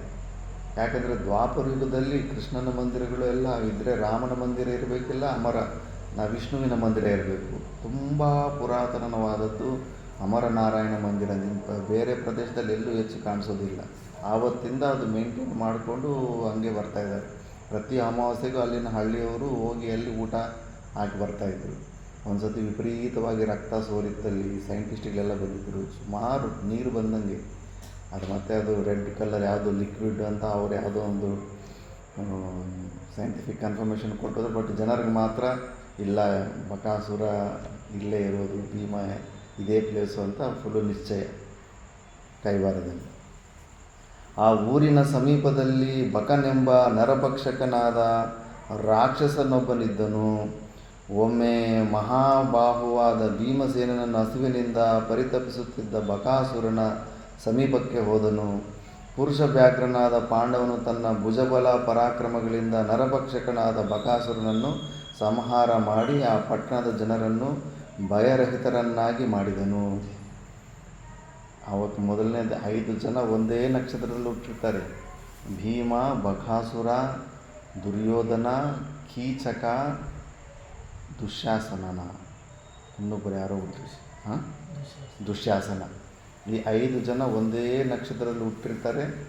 ಇವರಲ್ಲಿ ಫಸ್ಟು ಯಾರು ಒಬ್ಬನನ್ನು ಸಾಯಿಸ್ತಾನೋ ಮಿಕ್ಕಿದ 3 ಜನನ ಅವನೇ ಸಾಯಿಸ್ತಾನೆ ಅಂತ ಅವರು ನಕ್ಷತ್ರಗಳಂಗಿರುತ್ತೆ. ಅದಕ್ಕೆ ರುಕ್ಮಿಣಿ ಜೊತೆ ಇದ್ದಾಗ ಕೃಷ್ಣ ಪರಮಾತ್ಮನು ಎದ್ದು ಅಲರ್ಟಾಗಿ ಇಟ್ಕೊಂಡ್ಬಿಡ್ತಾನೆ. ಏನಾಯಿತು ಪ್ರಭುಗಳೇ ಅಂದರೆ, ಇವತ್ತೊಂದು ದೊಡ್ಡ ಮಹಾಯುದ್ಧ ನಡೆಯಲು ಹೋಗ್ತಾಯಿದೆ ಭೀಮ ಬಕಾಸುರಲ್ಲಿ. ಇವರಿಬ್ಬರಲ್ಲಿ ಯಾರು ಗೆದ್ದರೆ ಮಿಕ್ಕಿದವರು ಅವ್ರ ಕೈಯಲ್ಲಿ ಸಾಯ್ತಾರೆ, ಭೀಮ ಗೆಲ್ಲಬೇಕಂತ ನಾನು ಇಲ್ಲಿಂದ ಪ್ರೇರಣೆ ಕೊಡ್ತಾಯಿದ್ದೀನಿ ಅಂತ ಭೀಮನನ್ನು ಅಲ್ಲಿಂದ ಶಕ್ತಿ ಧಾರಣೆ ಮಾಡ್ತಾನೆ ಭೀಮನಿಗೆ. ಅಷ್ಟೇ ಒಂದು ಸತಿ ಆ ಬಕಾಸುರನ ಕೊಂದ ಮೇಲೆ ಇನ್ನು ಮಿಕ್ಕಿದವರು ದುರ್ಯೋಧನ, ಕೀಚಕ, ದುಶ್ಯಾಸನನ್ನು ಭೀಮನೇ ಕೊಂದುಬಿಡ್ತಾನೆ ಅಂತ. ಅದಕ್ಕೆ ತುಂಬ ಇಂಪಾರ್ಟೆಂಟ್ ಆಗಿರುತ್ತೆ ಕೃಷ್ಣನಿಗೆ ಆ ಯುದ್ಧ. ಯಾಕಂದರೆ ನಕುಲ ಹೇಳಿದ್ನಲ್ಲ, ನಮ್ಮ ಪಾಂಡವರಲ್ಲಿ ಒಬ್ಬರು ಏನಾದರೂ ಆದರೂ ಕೂಡ ನಿನ್ನ ತಲೆ 1000 ಪೀಸ್ ಆಗಿಬಿಡುತ್ತೆ ಅಂದ್ಬಿಟ್ಟು. ಆದ್ದರಿಂದ ಪಾಂಡವರು ನನಗೆ ರಕ್ಷಣೆ ಮಾಡ್ಕೊಂಡು ಬರ್ತಾ ಇರ್ತಾನೆ. ಮತ್ತು ಈ ಥರ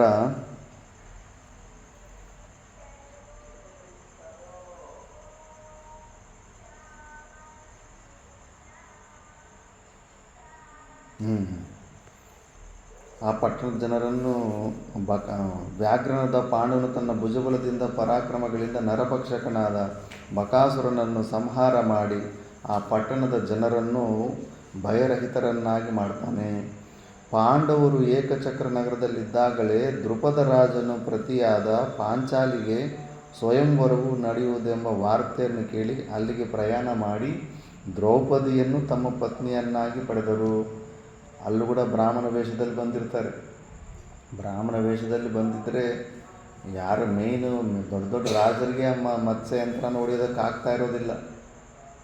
ಕರ್ಣನಿಗೆ ಸಾಮರ್ಥ್ಯ ಇರುತ್ತೆ, ಕೃಷ್ಣ ಅಲ್ಲಿ ಒಂದು ಮ್ಯಾಜಿಕ್ ಮಾಡಿಬಿಟ್ಟಿರ್ತಾನೆ ಆ ಯಂತ್ರದಲ್ಲಿ, ಅವನು ಕೂಡ ಟಾರ್ಗೆಟ್ ಮಿಸ್ ಆಗುತ್ತೆ. ಅಂಥದ್ದು ಬ್ರಾಹ್ಮಣ ವೇಷದಲ್ಲಿರೋ ಅರ್ಜುನ ಯಂತ್ರನ ಹೊಡೆದುಬಿಟ್ಟು ದ್ರೌಪದಿಯನ್ನು ಸ್ವಂತ ಮಾಡ್ಕೊಳ್ಳೋಕ್ಕೆ ಹೋದಾಗ ಇನ್ನು ಮಿಕ್ಕಿದ ರಾಜರಿಗೆಲ್ಲ ವಿಪರೀತವಾಗಿ ಕೋಪ ಬಂದ್ಬಿಡುತ್ತೆ. ಯುದ್ಧ ಸ್ಟಾರ್ಟ್ ಮಾಡಿ ದುಷ್ಟರಲ್ಲ ಆಗ. ಮತ್ತು ರಾಜರ ಧರ್ಮ ಇನ್ನು ಕಲಿಯುಗ ಹತ್ರ ಬರ್ತಾ ಇತ್ತು. ಮತ್ತು ಅಲ್ಲಿ ಯಾರೇ ಆಗಲಿ ಗೆದ್ದುಕೊಂಡು ಹೋಗ್ಬೋದಾಗಿತ್ತು. ಇವ್ರ ಕೈಯಲ್ಲಿ ಆಗಲಿಲ್ಲ ಅಂದರೆ ಅರ್ಜುನ ಗೆದ್ದುಕೊಂಡು ಹೋಗ್ತಾ ಇದ್ದಾನೆ. ಅರ್ಜುನ ಗೆದ್ದುಕೊಂಡು ಇವರೆಲ್ಲ ಬ್ರಾಹ್ಮಣ ಗೆದ್ದುಕೊಂಡು ಹೋಗ್ತಾ ಇದ್ರೆ, ನೀನು ಯಾರು ನಮಗೆ ಚಾಲೆಂಜ್ ಆಗಿ ಬರ್ತಿದ್ದೀನಿ, ನೀನು ಯಾವ ದೇಶದ ರಾಜ, ಯಾರು ನೀನು ಅಂದ್ಬಿಟ್ಟಿದ್ದು ಮಾತುಕತೆ ಇಲ್ಲ, ಡೈರೆಕ್ಟ್ ಇನ್ನು ಯುದ್ಧಕ್ಕೆ ಬಂದುಬಿಟ್ಟಿರ್ತಾರೆ. ಇನ್ನು ಭೀಮ ಅಲ್ಲಿ ಮರಗಳನ್ನೆಲ್ಲ ಕೈಯಲ್ಲಿ ಇಟ್ಕೊಂಡು ಭಯಂಕರವಾಗಿ ಯುದ್ಧ ಮಾಡಿ ಎಲ್ಲರಿಗೂ ಸಮಾಧಾನ ಕೊಟ್ಟಿರ್ತಾರೆ. ಆವಾಗ ಅದು ದೊಡ್ಡ ಸ್ಟೋರಿ ಇದೆ ಆವಾಗೆಲ್ಲ. ಅದು ಆ ಥರ ದ್ರೌಪದಿಯನ್ನು ಅವರು ತೊಗೊಂಬರ್ತಾರೆ. ತಾಯಿ ಯಾವುದೋ ಬ್ಯುಸಿಲಿದ್ದಾಗ ಅಮ್ಮ ಈ ಥರ ಏನೋ ಗೆದ್ಕೊಂಬಂದಿದ್ದರೆ ಏನೇ ತಂದರೂ ಕೂಡ 5 ಜನ ಹಂಚ್ಕೊಳ್ಳಿ ಅಂತ ಅಂದಿದ್ದಕ್ಕೆ ಇನ್ನು ತಾಯಿ ಮಾತಿಗೆ ಅನುಕೂಲವಾಗಿ 5 ಜನ ಮದುವೆ ಮಾಡ್ಕೊಂಡ್ಬಿಡ್ತಾರೆ. ಪಾಂಡವರು ಪಾಂಚಾಲಿಯನ್ನು ಮದುವೆಯಾದರೆಂಬ ವಾರ್ತೆಯು ಸರ್ವತ್ರ ಹರಡಿತು. ಯುಧಿಷ್ಠರಾದಿಗಳು ಪಾಂಚಾಲ ನಗರದಲ್ಲಿಯೇ 1 ವರ್ಷ ಕಾಲ ಇದ್ದರು. ದ್ರುಪದನಲ್ಲಿ ಪಾಂಚಾಲ ರಾಜ್ಯದಲ್ಲಿ ಇದ್ದರು.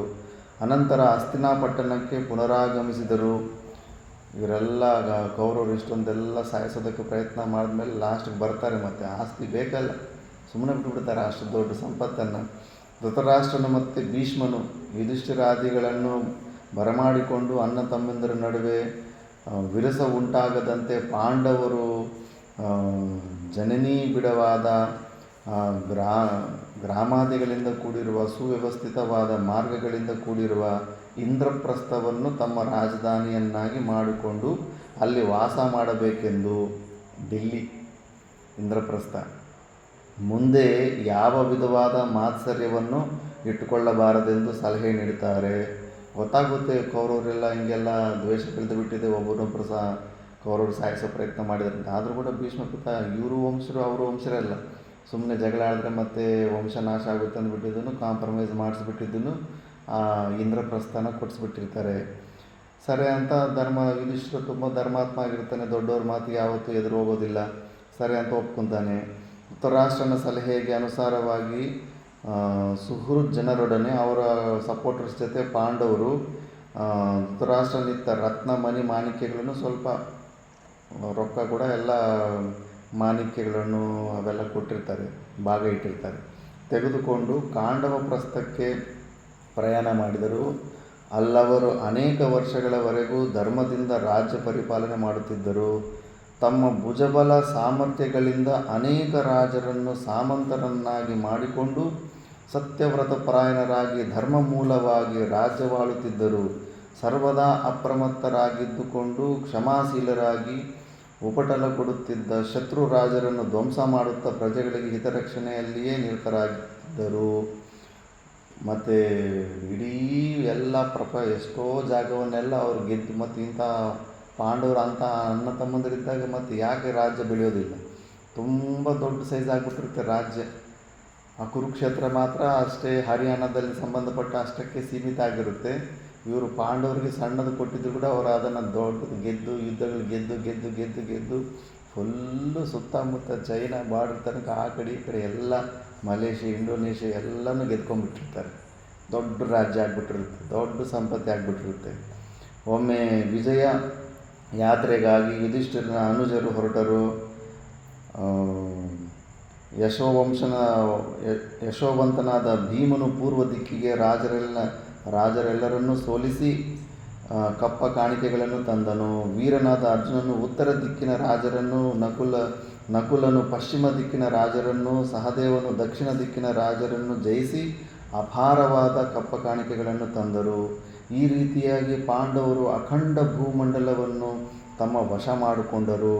ತಮ್ಮ ಶೌರ್ಯ ಪರಾಕ್ರಮಗಳಿಂದ ತೇಜಸ್ಸಿನಿಂದಲೂ ಅವರು ಈ ಪೃಥ್ವಿಯಲ್ಲಿ 5 ಮಂದಿ ಸೂರ್ಯರಂತೆಯೇ ವಿರಾಜಿಸುತ್ತಿದ್ದರು. ಆಕಾಶದಲ್ಲಿರುವ ಸೂರ್ಯನು ಸೇರಿ ಭೂದೇವಿಯು 6 ಸೂರ್ಯರಿಂದ ಪ್ರಕಾಶಿತಲಾದಂತೆ ಕಾಣುತ್ತಿದ್ದಳು. ಇತರ ಜನ್ಮೇಜಯ ಮಹಾರಾಜ ಆ ಮಧ್ಯದಲ್ಲಿ ಯಾವುದೋ ಒಂದು ಕಾರಣಕ್ಕಾಗಿ ತೇಜಸ್ವಿಯಾದ ಸತ್ಯವಿಕ್ರಮನಾದ ಯುಧಿಷ್ಠಿರನು ತನ್ನ ಪ್ರಾಣಕ್ಕಿಂತಲೂ ಹೆಚ್ಚು ಪ್ರಿಯನಾಗಿದ್ದ ಪುರುಷ ವ್ಯಾಘ್ರನಾದ ಸಕಲ ಗುಣ ಪರಿಪೂರ್ಣನಾದ ಸ್ಥಿರಚಿತ್ತನಾದ ಸವ್ಯಸಾಚಿಯನ್ನು ಅರಣ್ಯಕ್ಕೆ ಕಳಿಸಬೇಕಾಯಿತು. ಒಂದು ಕಂಡೀಷನ್ ಇತ್ತು, ದ್ರೌಪದಿ 2 ವರ್ಷ ಒಬ್ಬೊಬ್ಬರ ಹತ್ರ ಇರ್ತಾರೆ ಅಂತ. ಆ ಥರ ಏಕಾಂತದಲ್ಲಿದ್ದಾಗ ಮಧ್ಯದಲ್ಲಿ ಯಾರಾದರೂ ಡಿಸ್ಟರ್ಬ್ ಮಾಡಿದ್ರೆ ಈ ಥರ 1 ವರ್ಷ ವನವಾಸಕ್ಕೆ ಹೋಗಬೇಕು ಅಂತ ಕಂಡೀಷನ್ ಇಟ್ಕೊಂಡಿದ್ರು. ಒಂದು ಸತಿ ಯಾರೋ ಒಬ್ಬ ಬ್ರಾಹ್ಮಣನ ಶತ್ರುನ ಏನೋ ಹಿಂಸೆ ಮಾಡೋಕ್ಕೆ ಬಂದಿರ್ತಾನೆ. ಅವನನ್ನು ರಕ್ಷಣೆ ಮಾಡೋದಕ್ಕೆ ಅರ್ಜುನನ್ನ ಕಾಪಾಡುವಂತ ಕರೀತಾನೆ. ಯುಧಿಷ್ಠಿರ ಮತ್ತು ದ್ರೌಪದಿ ಇದ್ದ ರೂಮಲ್ಲಿ ಆ ಗಾಂಡೀವನ್ನು ಅಲ್ಲಿಟ್ಟಿರ್ತಾನೆ. ಅದನ್ನೇನು ಅಲ್ಲಿ ಹೋಗಬಾರ್ದು ಅಂತ ಗೊತ್ತಿರುತ್ತೆ, ನಿಯಮ ಭಂಗ ಆಗುತ್ತಂತ. ಬಟ್ ಹೊರಗಡೆ ಬ್ರಾಹ್ಮಣ ಪ್ರಾಣ ಹೋಗುತ್ತೆ, ಅದನ್ನೂ ದೊಡ್ಡ ಅನಿಷ್ಟ. ಆದರೂ ಪರವಾಗಿಲ್ಲ, 1 ವರ್ಷ ನಾನು ಕಾಡಿಗೆ ಹೋದರೂ ಪರವಾಗಿಲ್ಲ ಅಂದ್ಬಿಟ್ಟು ಒಳಗಡೆ ರೂಮ್ ಒಳಗಡೆ ಹೋಗಿ ಅದನ್ನು ಸಾರಿ ಹೇಳ್ಬಿಟ್ಟಿದ್ದನ್ನು ಅದನ್ನು ಗಾಂಡಿಯನ್ನು ತೊಗೊಂಬಂದ್ಬಿಡ್ತಾನೆ. ಧರ್ಮರಾಜ, ನೀನೇನು ಕಾಡಿಗೇನು ಹೋಗೋದು ಬೇಡ, ನಾವೇ ತಾನೇ ನಿಯಮ ಇಟ್ಕೊಂಡಿರೋದು, ನೀನು ಈ ಥರ ಅವಶ್ಯಕತೆ ಇತ್ತು ನೀನು ಬಂದಿದ್ದೀಯ ಅಂದರೆ ಇಲ್ಲ ಅನ್ನ, ನಿಯಮ ಅಂದರೆ ನಿಯಮ, ರೂಲ್ ಈಸ್ ರೂಲ್ ಅಂದ್ಬಿಟ್ಟಿದ್ದನ್ನು 1 ವರ್ಷ ಆವಾಗ ಕಾಡಿಗೆ ಹೋಗ್ತಾನೆ. ಅದು ಮಧ್ಯದಲ್ಲಿ ತಪ್ಪು ಮಾಡಿದ್ನ ಅಂದ್ಬಿಟ್ಟು. ಆವಾಗ ಏನೆಲ್ಲ ಆಗುತ್ತಂದರೆ, ಪರಸ್ಪರವಾಗಿ ಮಾಡಿಕೊಂಡಿದ್ದ ನಿಬಂಧನೆಯಂತೆ 1 ವರ್ಷ ಮತ್ತು 1 ತಿಂಗಳು ಪರ್ಯಂತವಾಗಿ ಅರ್ಜುನನು ಅರಣ್ಯದಲ್ಲಿ ವಾಸ ಮಾಡಿಕೊಂಡಿದ್ದನು.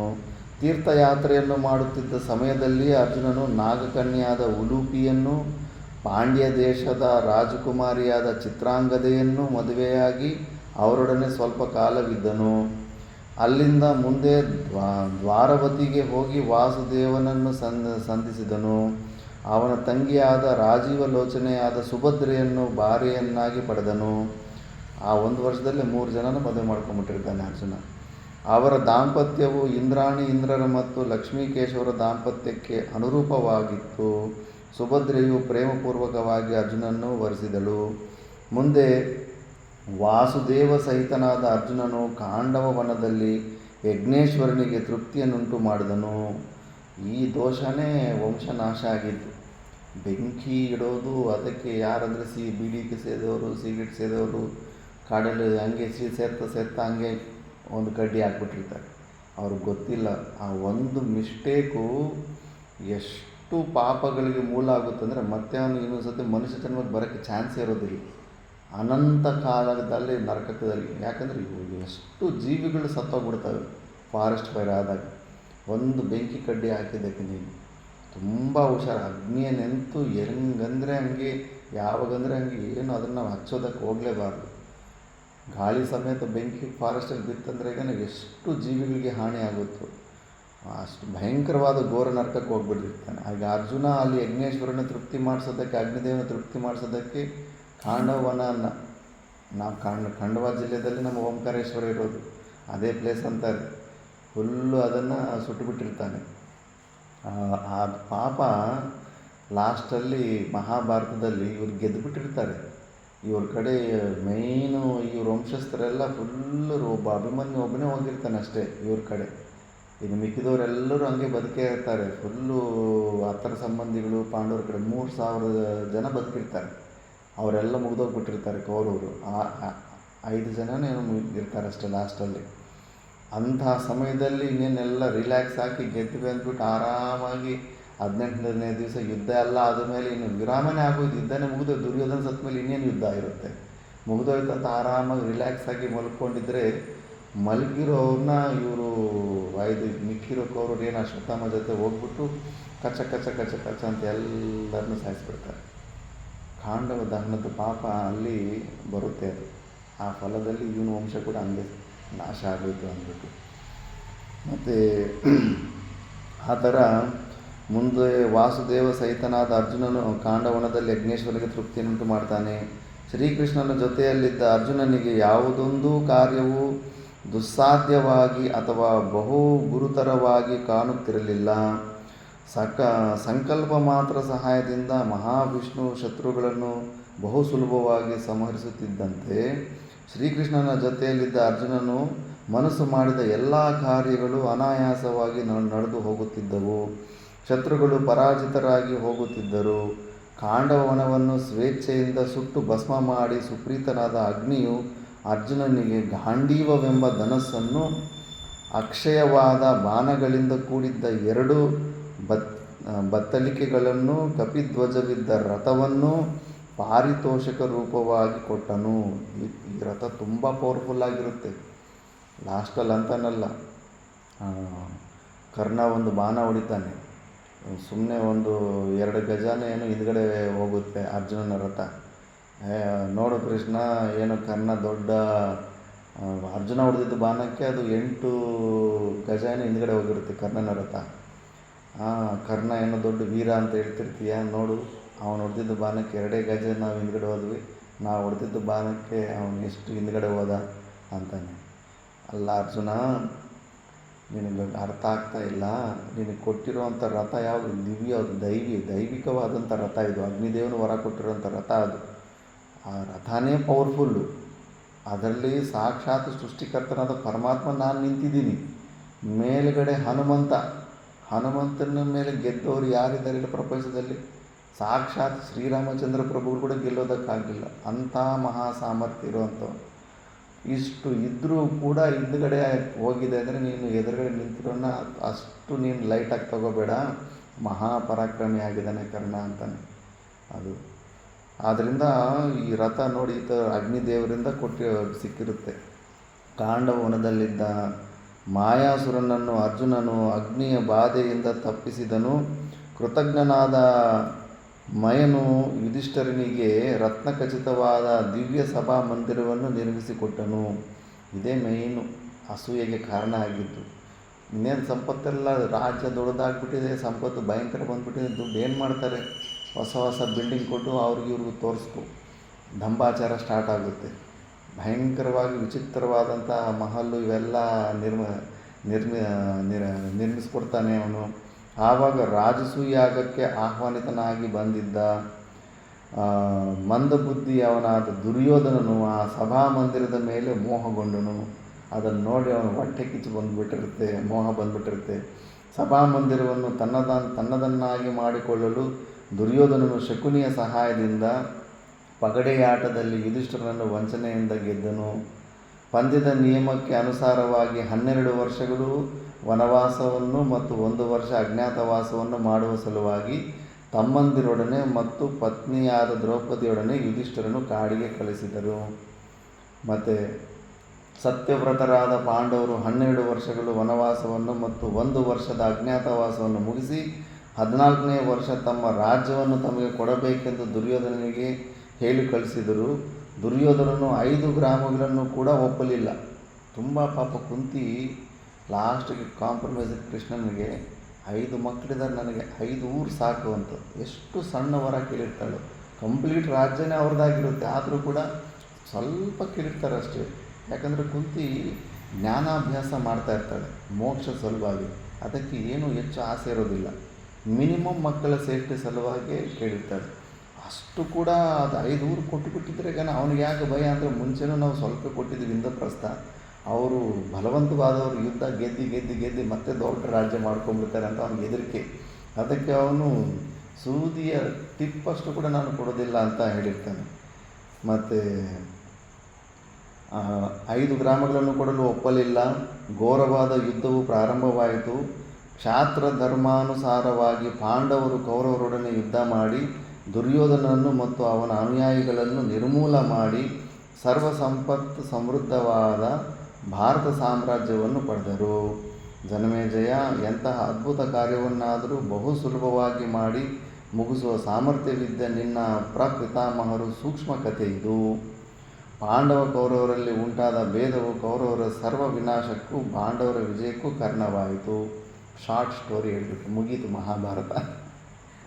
ಆ ಥರ. ಈಗ ಮತ್ತೆ ಜನ್ಮೇಜಯ ಇಲ್ಲ ಇಷ್ಟು ಶಾರ್ಟ್ ಆಗಿಲ್ಲ, ನಮಗೆ ಡೀಟೇಲ್ ಆಗಬೇಕು, ಪಿನ್ ಟು ಪಿನ್ ಏನೇನೆಲ್ಲ ನಡೀತು ಫುಲ್ಲು ಡೀಟೇಲ್ಸ್ ಬೇಕಂದ್ಬಿಟ್ಟು ಮತ್ತೆ ಕೇಳ್ತಾನೆ. ಮತ್ತು ಈಗ ಫುಲ್ ಡೀಟೇಲಾಗಿ ಸ್ಟೋರಿ ಸ್ಟಾರ್ಟ್ ಆಗುತ್ತೆ. ಅದು ನೆಕ್ಸ್ಟ್ ಕ್ಲಾಸಲ್ಲಿ. ಓಂ ಪೂರ್ಣಮದ ಪೂರ್ಣಮಿದಂ ಪೂರ್ಣಾತ್ ಪೂರ್ಣಮುದಚ್ಯತೆ ಪೂರ್ಣಸ್ಯ ಪೂರ್ಣಮಾದಾಯ ಪೂರ್ಣಮೇವಾವಶಿಷ್ಯತೆ. ಓಂ ಶಾಂತಿ ಶಾಂತಿ ಶಾಂತಿ.